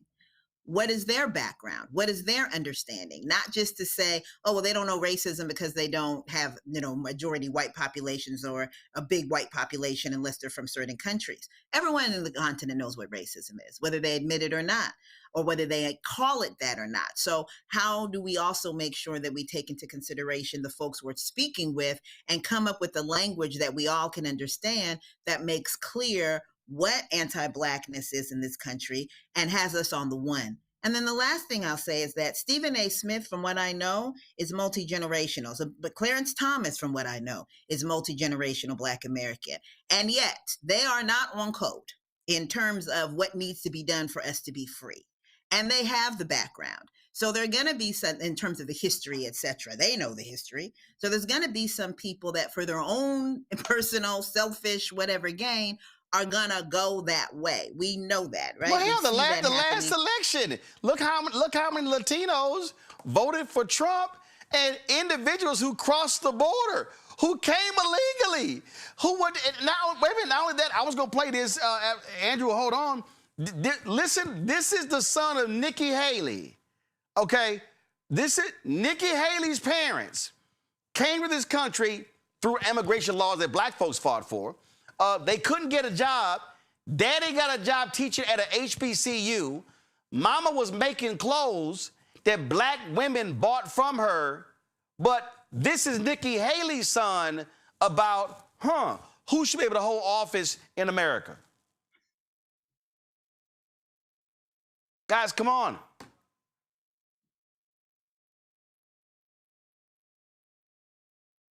Having an audio issue, so let me just let me see if I can I'm gonna reset this here because this is a perfect example of what we call self-hating among individuals. And let's see if we can see y'all here now. And there's so many different aspects to immigration that it's not just the migration part of it. Okay, but a lot guys, of- you were wrong. The audience. So naturalized citizens should not be able to hold public office. Growing up here is a big part of understanding the country. We need to stop and limit the amount of foreign students that are coming into our universities. Some of them are spies, by the way, for foreign governments. But it's also just we should put our kids first. Yes. And we should also not allow dual citizenship because that's the stupidest idea. You're either American or you're not. And everyone wants to make it so complicated. That's the thing that I don't like about the past generation is they're always about the rules, the process, and regulation. No, it's really simple. You're just America first. People should have their loyalty to America first. And if they can't do that, then this ain't the country for you. That's totally right. What about serving in a foreign military? Oh, gosh, no, forget about it. You can't do that. Of course not, right? It's ridiculous. That idea alone is just insane. Yeah. Dual citizenship's already bad enough. But to serve in another country's military is disqualifying, really. Of course. I mean, it's hard to believe it's even a conversation. What about language? Do you worry that, you know, countries are united by their language, and language is inseparable from culture. Language is culture in a lot of ways, but this doesn't seem like an English-speaking country anymore. Yeah, especially when you go to places like Minneapolis, Miami, New York, which I lived there for a little bit. And yeah, I want to be able to understand everybody. I just do. It's my country. I don't think I should have to speak another language in my own country. I don't think anyone wants that. I don't think it's good for us. Not saying that you can't know another language. I think that's great to know another language. That's good. But to have anything other than English as the primary language in this country, not acceptable. You're not describing the priorities of the modern Republican Party at all here. No, but hopefully one day it will be. That's what I hope will happen. So my sense, but you would know, is that what everything you just said for the past half an hour is like basically what most young men your age think who are conservative. Who are conservative? Absolutely, Yeah. yes. Who are conservative. So do they look at the Republican Party as representing them? No, not at all. And that's the struggle that we face. And that's where the anger comes from. Event. Yeah, and well, you know, his mom's name is oh, Nikki Haley. Right, but I was at a particular public event, and this nitwit was there. His mom was speaking, and he actually had some words for me, and I literally turned to him and said, "I don't talk to children." I said, "You're a child." Now, what's crazy is his grandparents were sitting right there too. They were all at the table. This Nikki Haley's son. So this is a perfect example. This is the grandchild of immigrants who are shitting on immigrants, and his little ass, his narrow ass would not be in the United States if it wasn't for immigration. But what he's saying is, oh, no, keep all them people out, get rid of dual citizenship. And he literally is saying naturalized citizens should not be able to hold office. So what he's saying is his grandparents shouldn't hold office. You got some self-hating immigrant children and grandchildren right now in this country, which is crazy to me. Well, you got some self-hating U.S. No, I get that, but it's crazy if your ass came from somewhere else, and then you get here, and then you like, they can't come. No, they can't come.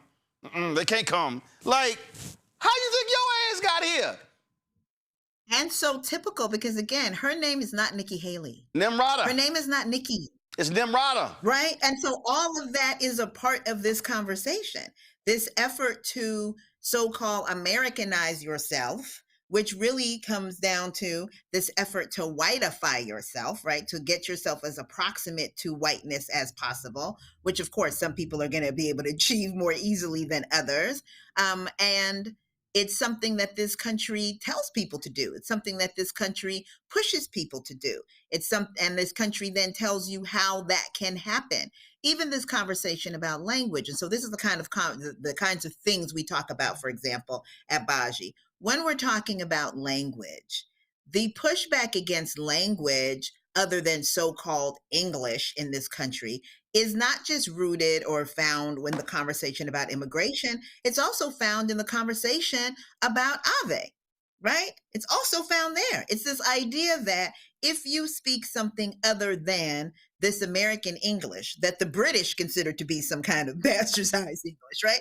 But if you speak something other than that, that somehow you are lesser culturally, that you are not quite as human as someone and as a USian that is speaking English, and particularly a white one, right? And so I think this is the reason why it's so critical, back to the point that was made earlier by your panelists, that we have the conversations to make clear what is the anti-Blackness that underlies everything that is negative, restrictive, violent, constrictive about this country.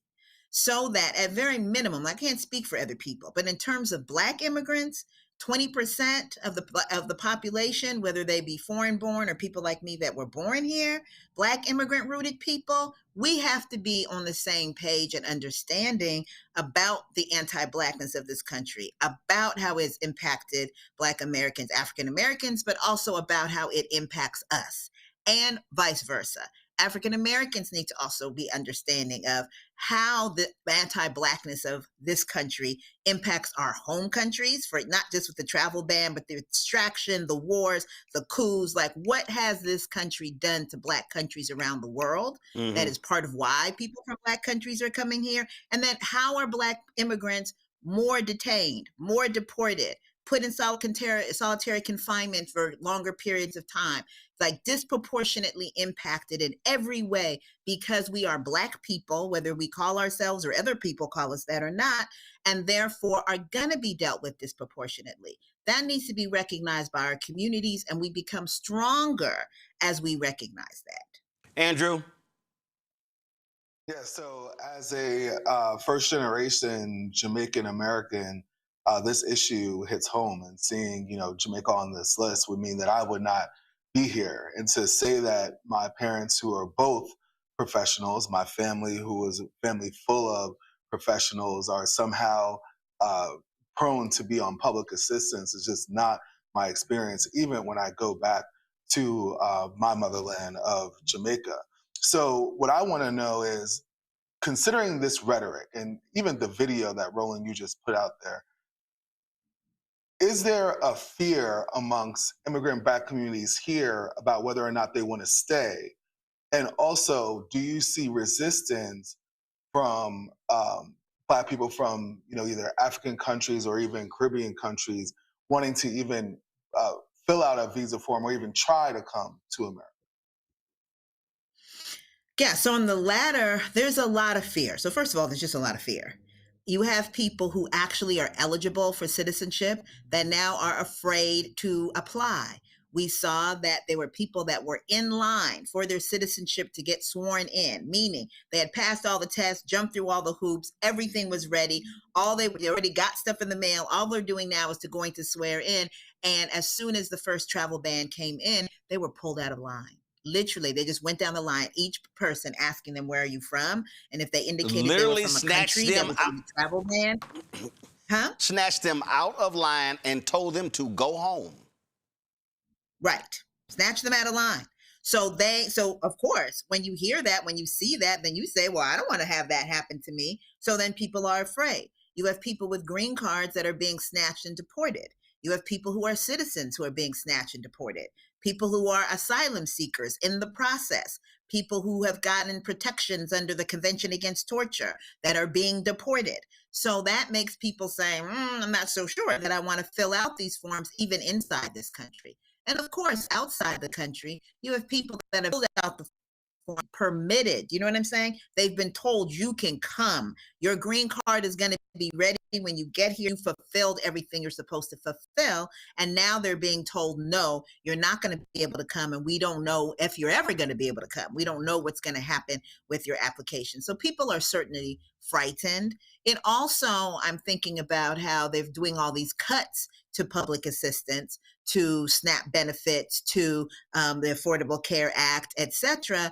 And this is also a way to try to tighten the noose on people, right? And to make it so that they can have people that they're excluding from trying to get that side of support. But again, at the end of the day, and it's something that we know, we have to always tell our folks in terms of Black immigrants, at the end, even with African Americans, people who come here are not all, are not clear sometimes that the stereotype of the person on public assistance being Black is a stereotype that is rampant, and that there's nothing about your nationality that helps you to escape that stereotype. So we say that it's not about criminality.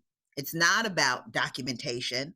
It's not even about nationality. That really what we're seeing here is an immigration policy, whether it's kicking us out, keeping us out, or locking us up, that is based upon race, and that is being used as the tip of the spear to expand the police state, including the surveillance state, that is going to capture us all, disproportionately Black folks, including Black people who are Black American and African American.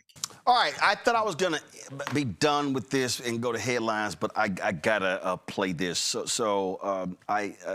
Nana, I got to get you and Mondale's reaction to this video. This is a state representative in North Carolina. Her name is Carla Cunningham. She's running for re-election. And the governor of North Carolina, a Democrat, has come out in support of her opponent.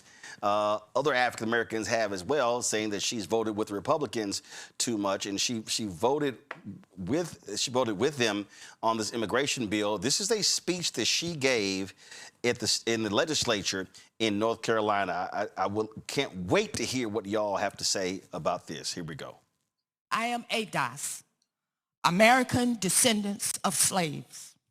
I am a Black American, and I am an American.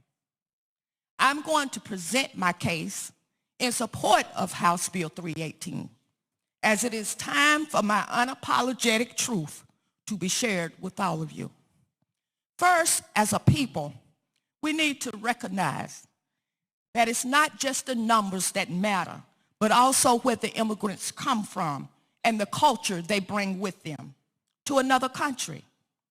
As a social scientist report, all cultures are not equal. Some immigrants come and believe they can function in isolation, refusing to adapt. They have come to our country for many reasons, but I suggest they must assimilate, adapt to the culture of the country they wish to live in. No country is going to allow people to come in and not acknowledge its constitution, legal systems, and laws. They will not tolerate it. So do you think I can go to another country and set up my own rules to live by, use the language I choose, and then tell that country that you must speak my language? That's not going to happen, nor should it. As a country, the United States has been more tolerant than most other countries. Other countries are making it much more difficult to get citizenship. We have been naive. We have been exploited and abused by the different tactics to gain citizenship in America. It's time to wake up. Global migration in the past was not projected to be as it is today. We must establish new rules to address a distinct type of migration that we are facing in our country, state, and cities. It's time to turn the conveyor belt off and adopt a global migration suitable for the times that we're in. And that is not destabilizing our communities. See, It was my ancestors who came over as slaves, built this country with a strain on their backs. They sweat pouring from their bodies in the rice fields, the cotton fields, and the tobacco farms for this country. Lived as servants and was the footstool, I said the footstool, for far too many feet to step on. So today, if you ask me to line up behind another group of people to raise awareness about their plight, I unapologetically say no. Then Mondale. Donna, go ahead. Guys. So there's so much there. Go ahead. Go ahead. Yeah, you're up. Go ahead. So much there to unpack. And I think there's a couple, but I won't take all of it. I'll let Mondale do some of it. But here's a couple of things that I want to be clear about. I think number one, that there needs to be a recognition, again, of the pain that comes from the abandonment and the torture and the violence and all that this country has done and continues to do to folks who are African American. And I think that that must be not just acknowledged, but centered. And that is the position that we take as Baji, which is why we support reparations as if they were coming to us, even though they're not, right? We throw down because we understand that there are some things that are non-negotiable if we're going to have liberation as Black people. The second thing, though, is to think, when you think about assimilation and the way that the sister is talking about assimilation, she's clearly not talking about assimilation into Black culture. She's talking about assimilation into the United States, which is where this ridiculous model minority thing comes from, right? Because people are trying to assimilate into this notion of what the U.S. is saying you should do to be a good person under respectability politics, which definitely means that you shouldn't be acting like those Black people over there, right? And so we, if we want to honor Black culture in this country, need to not have an assimilationist view. We need to have a view that talks about centering the needs, the aspirations, the challenges that Black Americans face, because when Black Americans are free, we will all be free. And that acknowledges and allows, as part of that, this understanding that there is Black culture and different types of Black culture, some which is similar, some which is not. But there is Black culture, and that Black culture has a value, that we don't have to shed ourselves and become some kind of Black white people in order for us to be able to have a piece of the thriving that we should be able to have in this country. And then lastly, I'll say there's a conveyor belt, or this conversation of a conveyor belt that doesn't exist.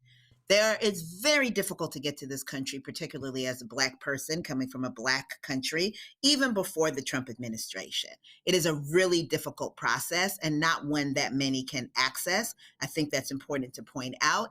And to say that many who are accessing it are because the United States, whether it's through war, extraction, political instability, as so many folks say, we are here because you are there, right? And so if the U.S. were not in all of these countries, and if we were able to keep our vibranium for ourselves, we wouldn't have to go to these other countries. We're chasing our people who were stolen from us, or we're chasing our people who had to leave. We're chasing our profits that are being now taken up and made and into profits for these countries, including the United States. And we're chasing our products as well that come out of the continent and come out of the Caribbean, but don't benefit those countries, but in fact benefit people in this country.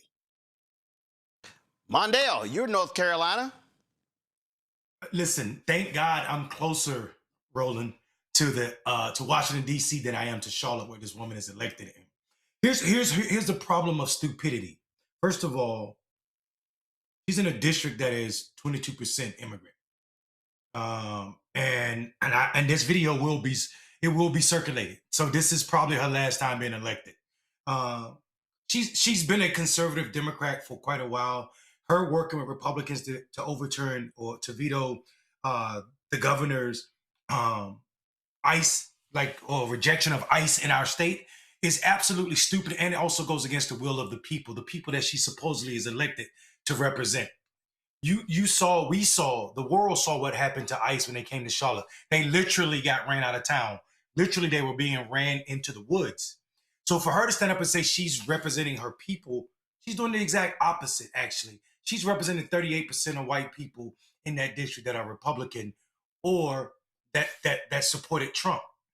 The tragedy I get from ADOS and the people who swear that they are American descendants of slavery and people that care about the blackness of our people is that they end up using weapons and tools that were created by white people for our harm. She sounds to me like a white supremacist.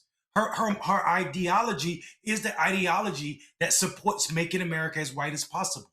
She is the linchpin that Donald Trump and his cronies need to pass out this policy, and also to have people speaking in a term that it's not the banning of immigrants is not for the benefit of black people. It is to whiten America so that white people maintain a majority that is their power.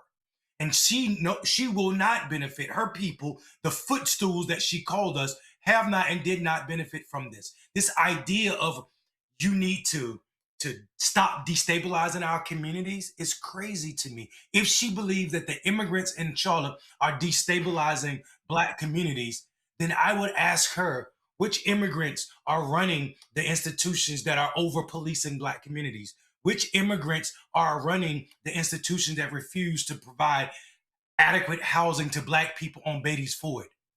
So she's doing a disservice to the 106th district in North Carolina, and I damn sure she just made me super interested in her district, and I will be trying to activate black men to vote against her ass as soon as I get back to the state. All right, folks. Nana, we appreciate. Yeah. Go ahead, Rebecca. Go ahead. Roland, can I also respond to this? Yeah, go ahead. Like I said earlier, like how nuanced of a conversation this is. Like by definition, am I ADOS? Yes. By definition, am I foundational Black American? Absolutely. But being on code, you would never catch me demonstrating anti-Blackness and speaking out against my Black cousins in Africa, from Africa, or my Black cousins from the Caribbean or currently living in the Caribbean. That's not what I'm going to do. I would never cut a deal with white supremacists in a way that negatively impacts those who are of the African diaspora. And that's something that we have to talk about. It's okay for Black Americans to say, hey, I'm proud to be Black American. I'm proud to have my culture. I'm proud of the different, not just the trauma that I've experienced, but the positive things that I've experienced, have done to impact culture globally around this world. There is no popular culture in this world that's not positively impacted by Black American culture. But that said, what to Mondale's point, you can never be a tool of the oppressor, a tool of the master, because when the master no longer has use of you, they break you as the tool that you are. And so in this conversation, it's extremely nuanced. We have to understand the dissimilarities. We also have to understand the similarities. But in this current hostile political climate, we got to be on code together. Yeah, and I think there's some truth. Like, I think delineating is not a bad thing if we're doing it to lift up who we are and to say what we are. The way I've seen people weaponize ADOS against other marginalized people has made me think that people that are using that label, those that are in the structure arm, they've weaponized. And I'm not talking about Dr. Darity from Duke, who has articulated a pathway and how we should be paid our reparations. I understand that, and I recognize that as someone who has traced his lineage all the way back to where slavery and before. But I'm also a vibrant person who understands that America owes more than just those of us who suffered through slavery and because of slavery, and we should not allow our ADOS delineation to put us ever against, like you said, Rebecca, ever against our cousins from other parts of this world that are all victims of white supremacy. All right, Nana, we appreciate it. Thank you so very much. We'll be watching this story to see how it plays out. Thanks a lot. Folks, going to a quick break. When we come back, Black Star Network headlines with Brittany Noble. You're watching Roland Martin Unfiltered on the Black Star Network.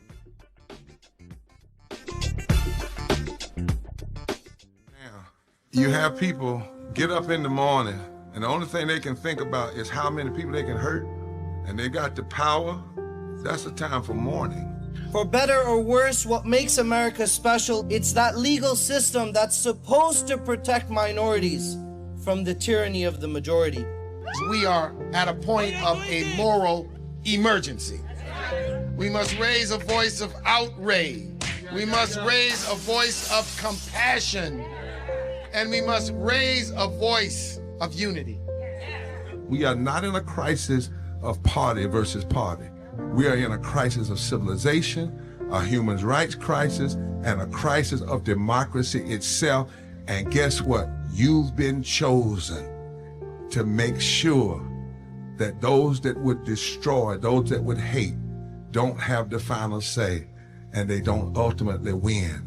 They said the quiet part out loud. Black votes are a threat, so they erased them. After the Supreme Court gutted the Voting Rights Act in 2013, Republican legislatures moved fast. New voter ID laws, polling place shutdowns, purges of black voters from the rolls. Trump's Justice Department didn't stop it, they joined in. In 2018, his DOJ backed Ohio's voter purge system, a scheme that disproportionately erased black voters. Their goal, erase black votes and political power. Yeah, that happened. These are the kinds of stories that we cover every day on Roland Martin Unfiltered. Subscribe on YouTube and download the Black Star Network app. Support fact-based independent journalism that centers African Americans and the issues that matter to our community.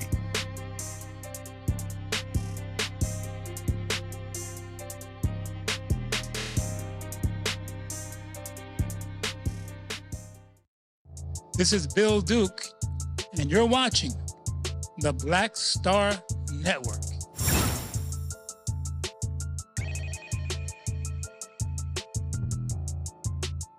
Folks, time for Black Star Network headlines with Brittany Noble. Roland, New Jersey Governor Phil Murphy restores the eligibility to serve on juries for some people with prior criminal convictions. Some 350,000 people had been blocked due to convictions. Governor Murphy signed the executive order with the help of Damian Stackhouse, a formerly incarcerated man who spent years trying to convince lawmakers to take this very step. The order is now in effect and marks a significant shift for New Jersey. The state has been unusually harsh in its exclusions from jury pools. The state imposed a lifetime ban on jury service for anyone convicted of a crime. Also, a person has been arrested after a fire damaged a historic synagogue in Jackson, Mississippi. Police have not released the suspect's name or their motive due to the ongoing investigation. The person is facing arson and possible hate crime charges. The fire ripped through the Beth Israel congregation early Saturday morning. It was closed at the time, and there are no reported injuries. The Jackson Fire Department says the suspect did have burns that are non-life-threatening. Pictures show the charred remains of an administrative office and a synagogue library where several Torahs were destroyed or damaged. The synagogue is the largest and only temple in Jackson, Mississippi. In California, a former employee at the In-N-Out is suing the fast food chain. Elijah Obeng is seeking legal action, claiming wrongful termination. The 21-year-old says that management mistreated him over his hair and pressured him to cut his locks off just to fit work policies. In-N-Out requires employees to wear a hat and keep their hair tucked underneath. Though he says he complied by braiding his locks to fit under his hat, management told him it did not meet work standards. He is now seeking $3.2 million in damages for workplace discrimination and wrongful termination. Also, more than 600 women, most of them Black, are holding a Virginia hospital accountable. They claim a former doctor at Chesapeake Regional Medical Center performed gynecological malpractice. Dr. Javid Perwais is currently serving 59 years in federal prison after he was found guilty in 2021 for healthcare fraud. Many of them are saying the hospital ignored red flags about the former doctor, who repeatedly lied to patients for nearly 2 decades, leading them to receive unnecessary and sometimes irreversible surgeries. Victims claim that the doctor fabricated cancer results, induced pregnancies, and performed hysterectomies, permanently sterilizing the women, and now they're seeking $6 billion. The White House is continuing its efforts to erase African American history. In this latest attempt, Trump has ordered the Smithsonian Museum to turn over all materials. He wants to review the institution's exhibits, programs, and internal governance to ensure that the museum's operations aligned with Trump's view of American history. The move was communicated to Smithsonian staffers in an email by Smithsonian Secretary Lonnie Bunch III, who says the Institute will continue to turn over additional records to the White House on a rolling basis. This stems from a letter Trump sent in December requesting materials that he says remains outstanding, setting a deadline for Bunch to turn over all records earlier this week. It's still unclear which materials Trump is requesting to review. Well, college professors are sounding the alarm, saying many Gen Z college students are unprepared for college. Data shows nearly half of all Americans did not read a single book in 2025. Gen Z is the age range 13 through 28, born from 1998 to 2012. In recent studies, it reveals a troubling statistic among the group. Reading habits are plummeting, at least by 40% over the last decade. According to the National Assessment of Educational Progress, a sector in the U.S. Department of Education, 84% of Black students lack proficiency in mathematics, and 85% of Black students lack reading skills. Well, the Senate took a moment to honor gospel great Richard Smallwood. Senators Reverend Warnock and Tim Scott introduced a bipartisan resolution honoring the life and legacy of Smallwood. After the recognition, Howard University and Metropolitan Baptist Church sang the gospel classic song Total Praise. Smallwood passed away on December 30th, 2025 at the age of 77 following complications from kidney failure. Smallwood's funeral will be on Saturday, January 24th at the First Baptist Church of Glenarden International in Upper Marlboro, Maryland. We'll be streaming it live right here on the Black Star Network. Roland, back to you. Ford worker, y'all, in Dearborn, Michigan, he got suspended after he heckled the twice-impeached, criminally convicted felon-in-chief Donald Trump during Tuesday's tour. He apparently gave the auto worker, identified as T.J. Sabler, the middle finger and told him F you. Y'all play the video.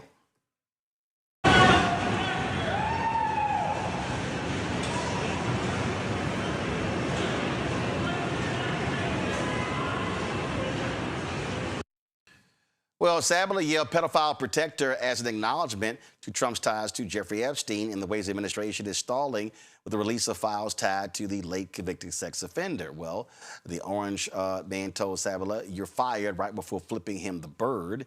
In a statement to Sky News, the White House spokesman Stephen Chung, nutcase, said, quote, "A lunatic was wildly screaming expletives in a complete fit of rage, and the president gave an appropriate and unambiguous response."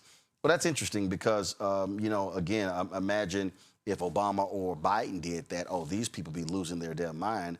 Sabler has been put on suspension, and he said, "I don't regret doing it at all." And they've so the UAW folks also released a statement saying that they will be investigating that standing by him as well. And guess what? Folks are responding. There's been a GoFundMe set up for Sabler, and let's just say it's going well. Look at this here, y'all. $480,000 has been raised already in support of him, and he just said point blank, "I ain't backing down at all." Andrew, what do you think? So this actually happened to Obama previously, and the person who did this to Obama was not fired. And it's funny because the CEO of Ford is actually one of the biggest CEO critics of Ford because of his tariff policies. So to see this person on suspension, I mean, I almost felt bad for him until I saw that GoFundMe page at almost $480,000. So I might have to go down to a Ford plant myself and heckle Donald Trump.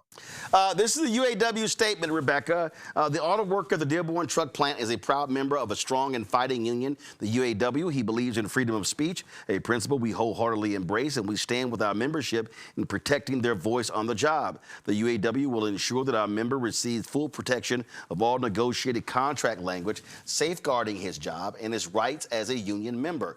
Workers should never be subjected to vulgar language or behavior by anyone, including the President of the United States. You know what? I'm glad to see that the union is standing behind their employee, or sorry, by their worker. I will say this: I want to see UAW get involved in the elections this year. UAW, please pass around some of that money and making sure that you're supporting folks who support democracy in this in this country, because quite frankly, we need it. Mondale. Yeah, listen. I listen. I am amazed at how Republicans swear they love the First Amendment until they don't. Right? Like they hate cancel culture until they don't. Until they have power, then they want to cancel everybody that says anything against Donald Trump. They're so stupid with power and punch drunk over Trump that they literally put out a statement saying that some idiot was yelling expletives. The only idiot yelling expletives was the president. Period. Calling someone who they are and what your friends are. You if you don't want to be considered a pedophile perfecter, don't get upset by releasing documents saying that my friends will be exposed, or don't hang out with people like Jeffrey Epstein. So I'm super excited that this person is gonna receive whatever portion of the $480,000 or whatever the $800,000 is the goal. But here's the thing, Roland.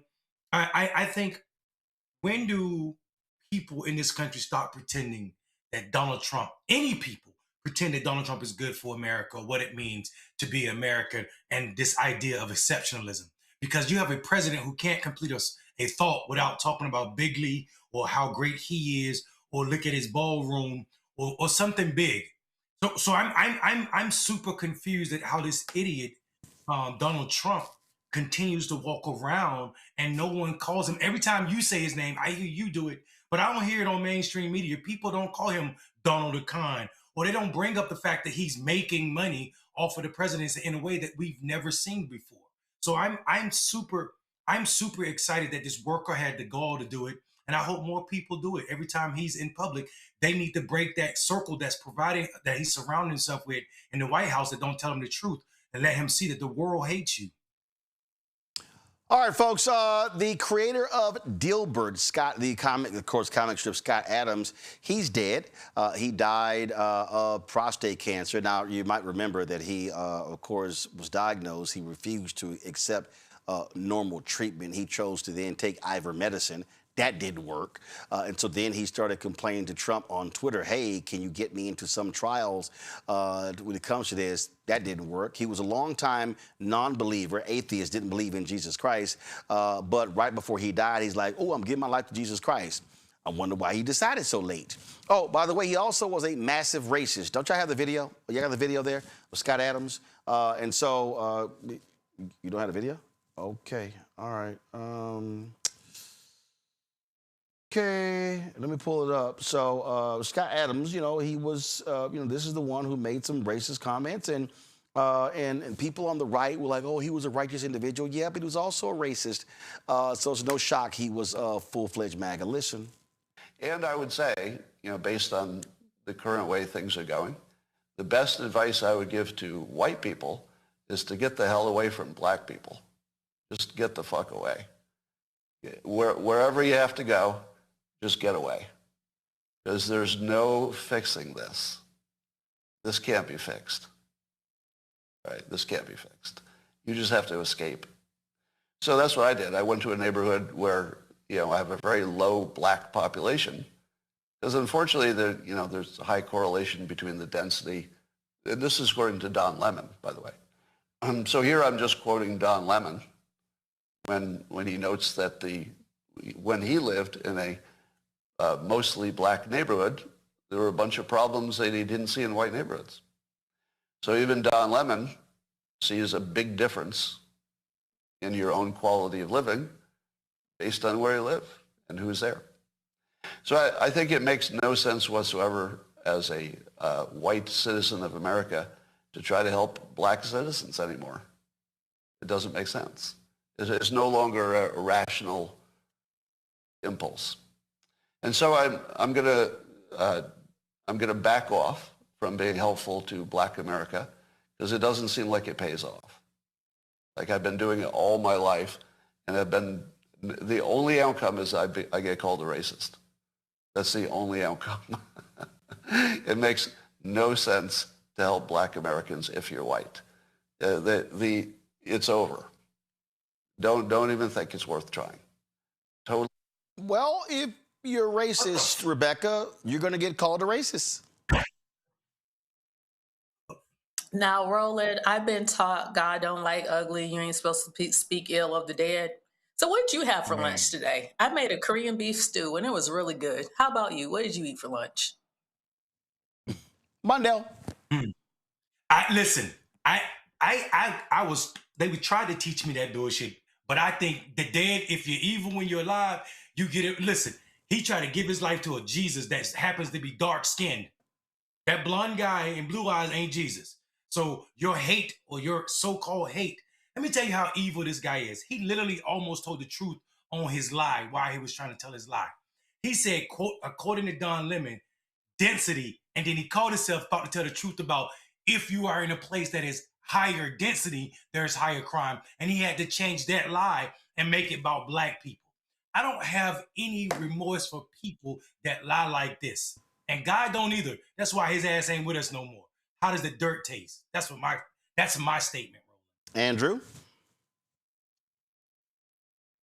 Wow. Well, all I have to say to that is shout out to Prince George's County, shout out to Woodmore, shout out to Washington, D.C., shout out to any of the Baldwin Hills in California.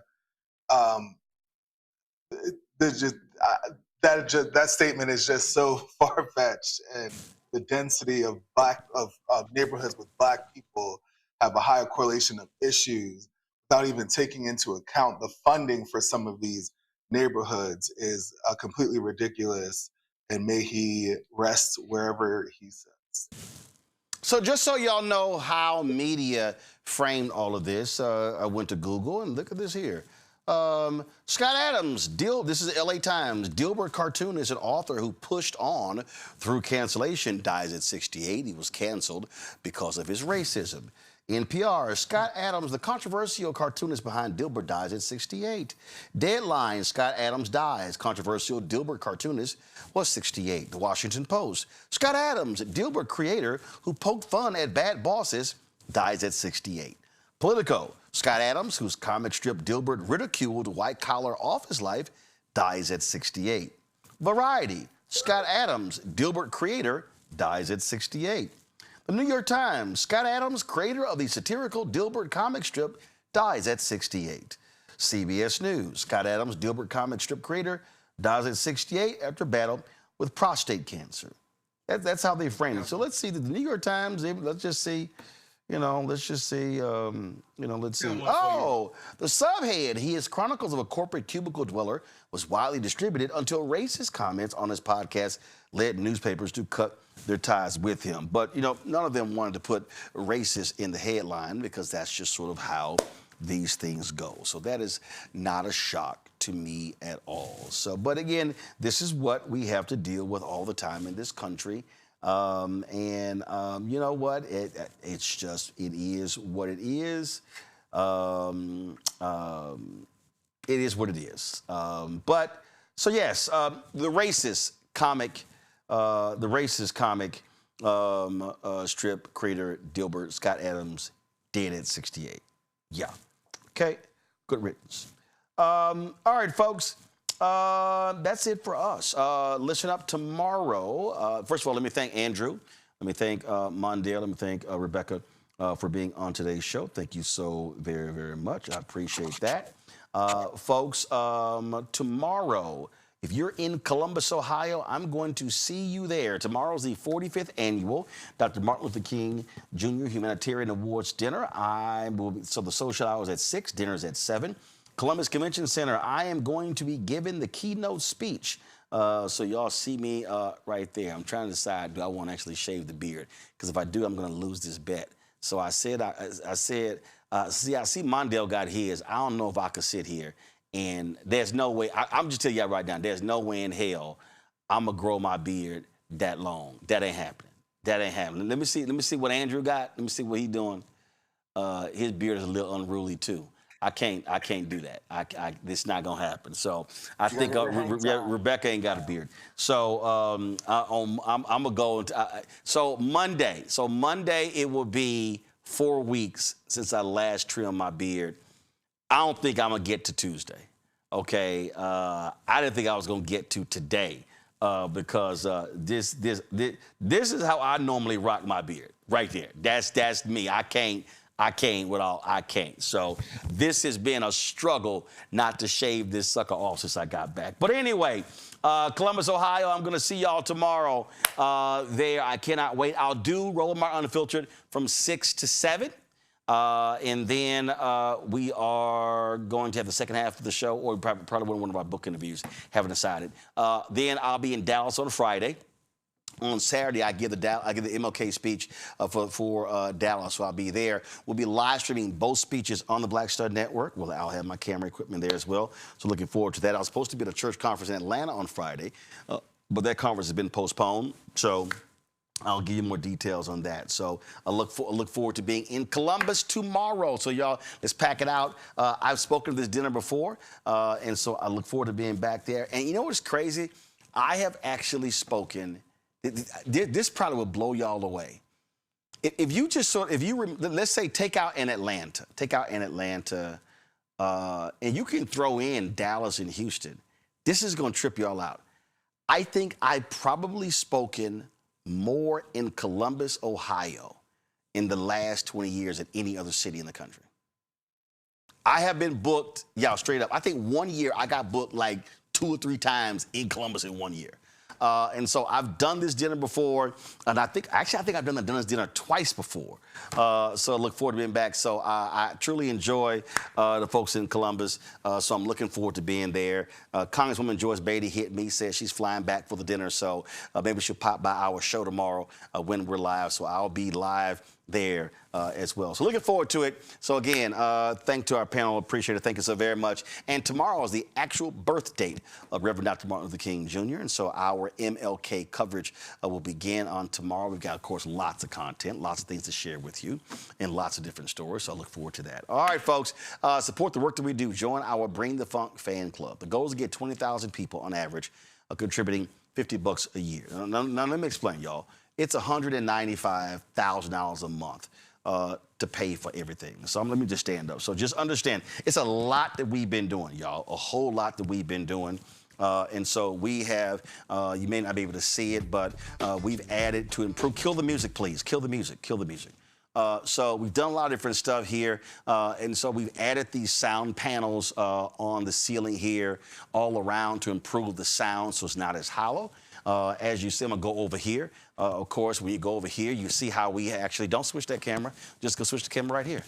So you see right here how we've moved all of our products over here for our shop, blackstarnetwork.com.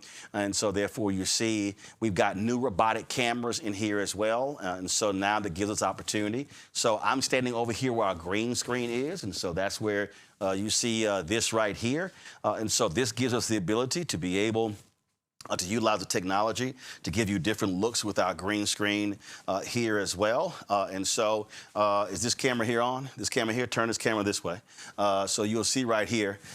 So you see that we have this wall over here, which is I call this our music wall.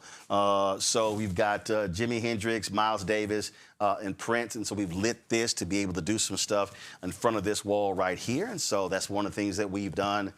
We've made a lot of changes in terms of video, audio improvements as well. And so we've, again, moved some different cameras around in here. When I stand over here, one of the things that we've done, we did about $150,000 lighting refresh as well, sort of switching up our lighting here, changing different lights as well. And so you see all of that that's been happening here. You need to go to the wide camera. So pull it out, pull it out, pull it out. All right, thank you. That's the shot right there. So we've done a lot of different lighting stuff in here as well. We've added more lights back over here as well. So before, we didn't have these lights sort of bouncing off the wall here. So we've done that. We've changed the lighting configuration that's over here. as well. So that's one of the things that we have done. And so we've done that. And then, of course, in our control room, we made a lot of different changes as well to our audio system, our video system. We've made more purchases in terms of our equipment. We are expanding what we do with our vMix audio system. That's going to also allow for us to be able to do our remote shows, and so those are the things we're working on as well. So it's a whole lot of stuff that has been happening over the past month, and so your donations have been played a huge role us being able to do that. If you go to our equipment room, it's a whole lot of stuff that we've done. We've gotten a second remote production system. So that way, because we anticipate, with this being 2026, an election year, that we're going to be in a situation where I might be broadcasting somewhere. I might have another crew. So let's say I might be in Georgia. We might have another whole setup in North Carolina, or I might be in Texas, and somebody else might be in Ohio. So we got that going on. So for instance, in February, the Robomobile hits the road. We're going to be in North Carolina with Bishop William Barber. Do y'all have the graphic? Let's be sure to keep that graphic steady so we keep promoting that. And so we're going to be in Raleigh, North Carolina, covering their 3-day march, culminating in their mass movement protest on February 14th. And we're going to be live streaming that march every single day, 9 a.m. to 1 p.m. And so we have all different things that we've been doing for that as well. So it's a lot of things that we've been doing here at the Black Star Network. As I said, we're launching a daily news show, a noon news show hosted by Brittany Noble. That's going to be January 26th. We're launching a weekly health show called Second Opinion with Dr. Ebony Hilton. That's launching at the end of the month as well. We're still working on the business show. And you also notice we've been running the weekly show from Isaac Hayes III and Fan Base on investing. So we've been running that show as well. So in addition to the other weekly shows that we have. So it's been a lot of stuff that we've been doing. Methodically building the Black Star Network, providing more content. So all those things have been happening as we speak. And so when we talk about your support, that's what it's about. We have been, I just saw that we've crossed 1.9 million subscribers on YouTube. So we are 100,000 away from 2 million. When we launched September 4th, 2018, we had 157,000 YouTube subscribers. And so we had that growth there as well. And so your support is critical, and we typically see, just so everybody understand, we typically see a dramatic drop-off in January, February, and March on YouTube following the fourth quarter of the previous year, October, November, and December. And so when you give, you really are helping us get through. And so when I say that, hey, we're trying to raise $1 million a year from our fan base, and that comes out to about $80,000 a month. That is really huge because the drop off from YouTube could be anywhere from 30 to 50%. And so we've hired new staff. We've got Brittany and her producer, Courtney, who's in Indianapolis. We've got new staff here. Because of all, we've got different freelancers coming in because of all these different things that we're doing here. Again, as we're rebuilding our vMix system, adding greater capability with green screen, things along those lines. So, Trump is going to be giving his State of the Union address. We're going to be doing the State of our Union. Remember, last year we were number 5 on all of YouTube.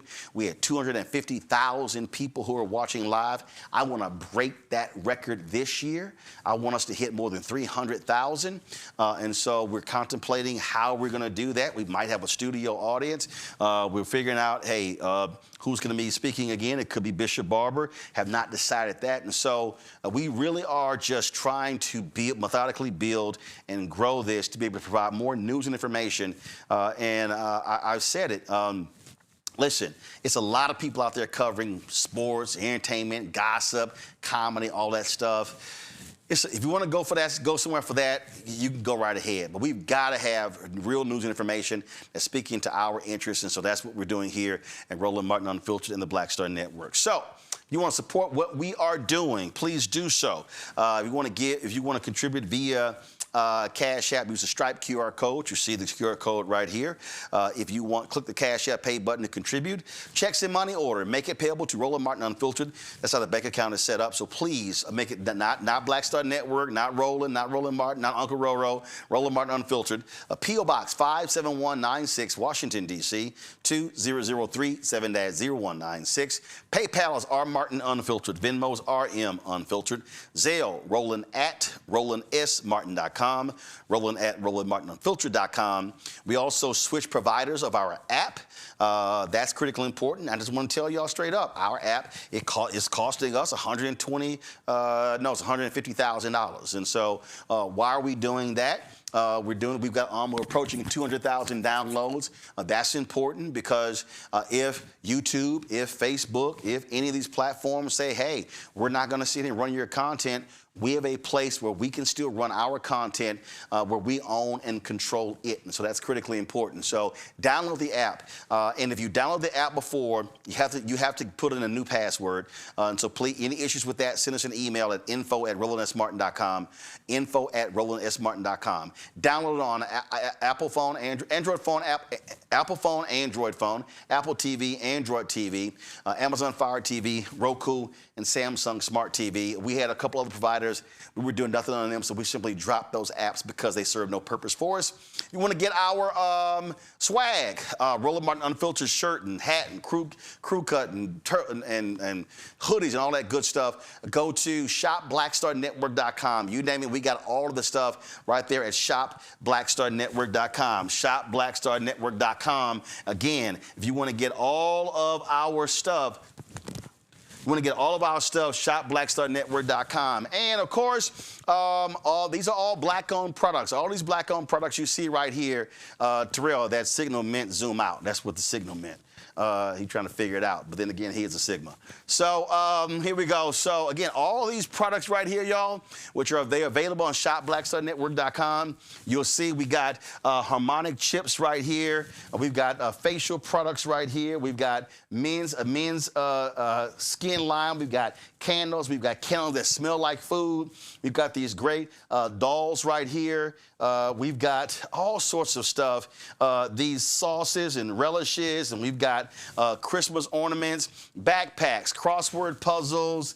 We've got steam dolls. We got this whole car wash solution kit right here as well. Plus, again, the multifaceted candles. We've got the Be Rooted playing cards. It's a lot of things we got. These are all black-owned companies that are on the website. And so, listen, when you go to shopblackstarnetwork.com and buy products, gifts, stuff you can use every day, like, for instance, listen, y'all know, I don't care who you are, your ass using toilet paper every day. So this here is a black-owned company, Leafy.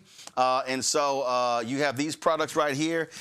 Bamboo, absolutely fantastic. Better for the environment as well. And so you got that. They've got also tissue as well. So when you buy these products on shopblackstarnetwork.com, you also are supporting us here at Roland Martin Unfiltered. Y'all don't worry about it. Yes, we'll fix it with getting rid of this raggedy ass looking cloth here, so it's going to look much better set up. But the point is, when you sit here and buy these products, you're supporting these black-owned companies, plus you are supporting the show as well because we get a cut of the proceeds. And so this is how we also help black businesses to help this black business so we can be able to build and do more things, provide more content for you. Don't forget, about $100,000 left to raise for the for fan base. You want to, first of all, download the app. Made a lot of changes, and so they really improved the functionality of the app. So download fan base. They got about 1.5 million followers. We want to get that up to 2, 3, 4, 5, 10, 20 million. But also, if you want to invest, please do so by going to startengine.com/fanbase. Startengine.com/fanbase. All right. That's it for us, folks. I will see y'all tomorrow live from Columbus, Ohio, and I look forward to being there. That's it. I'll see you tomorrow.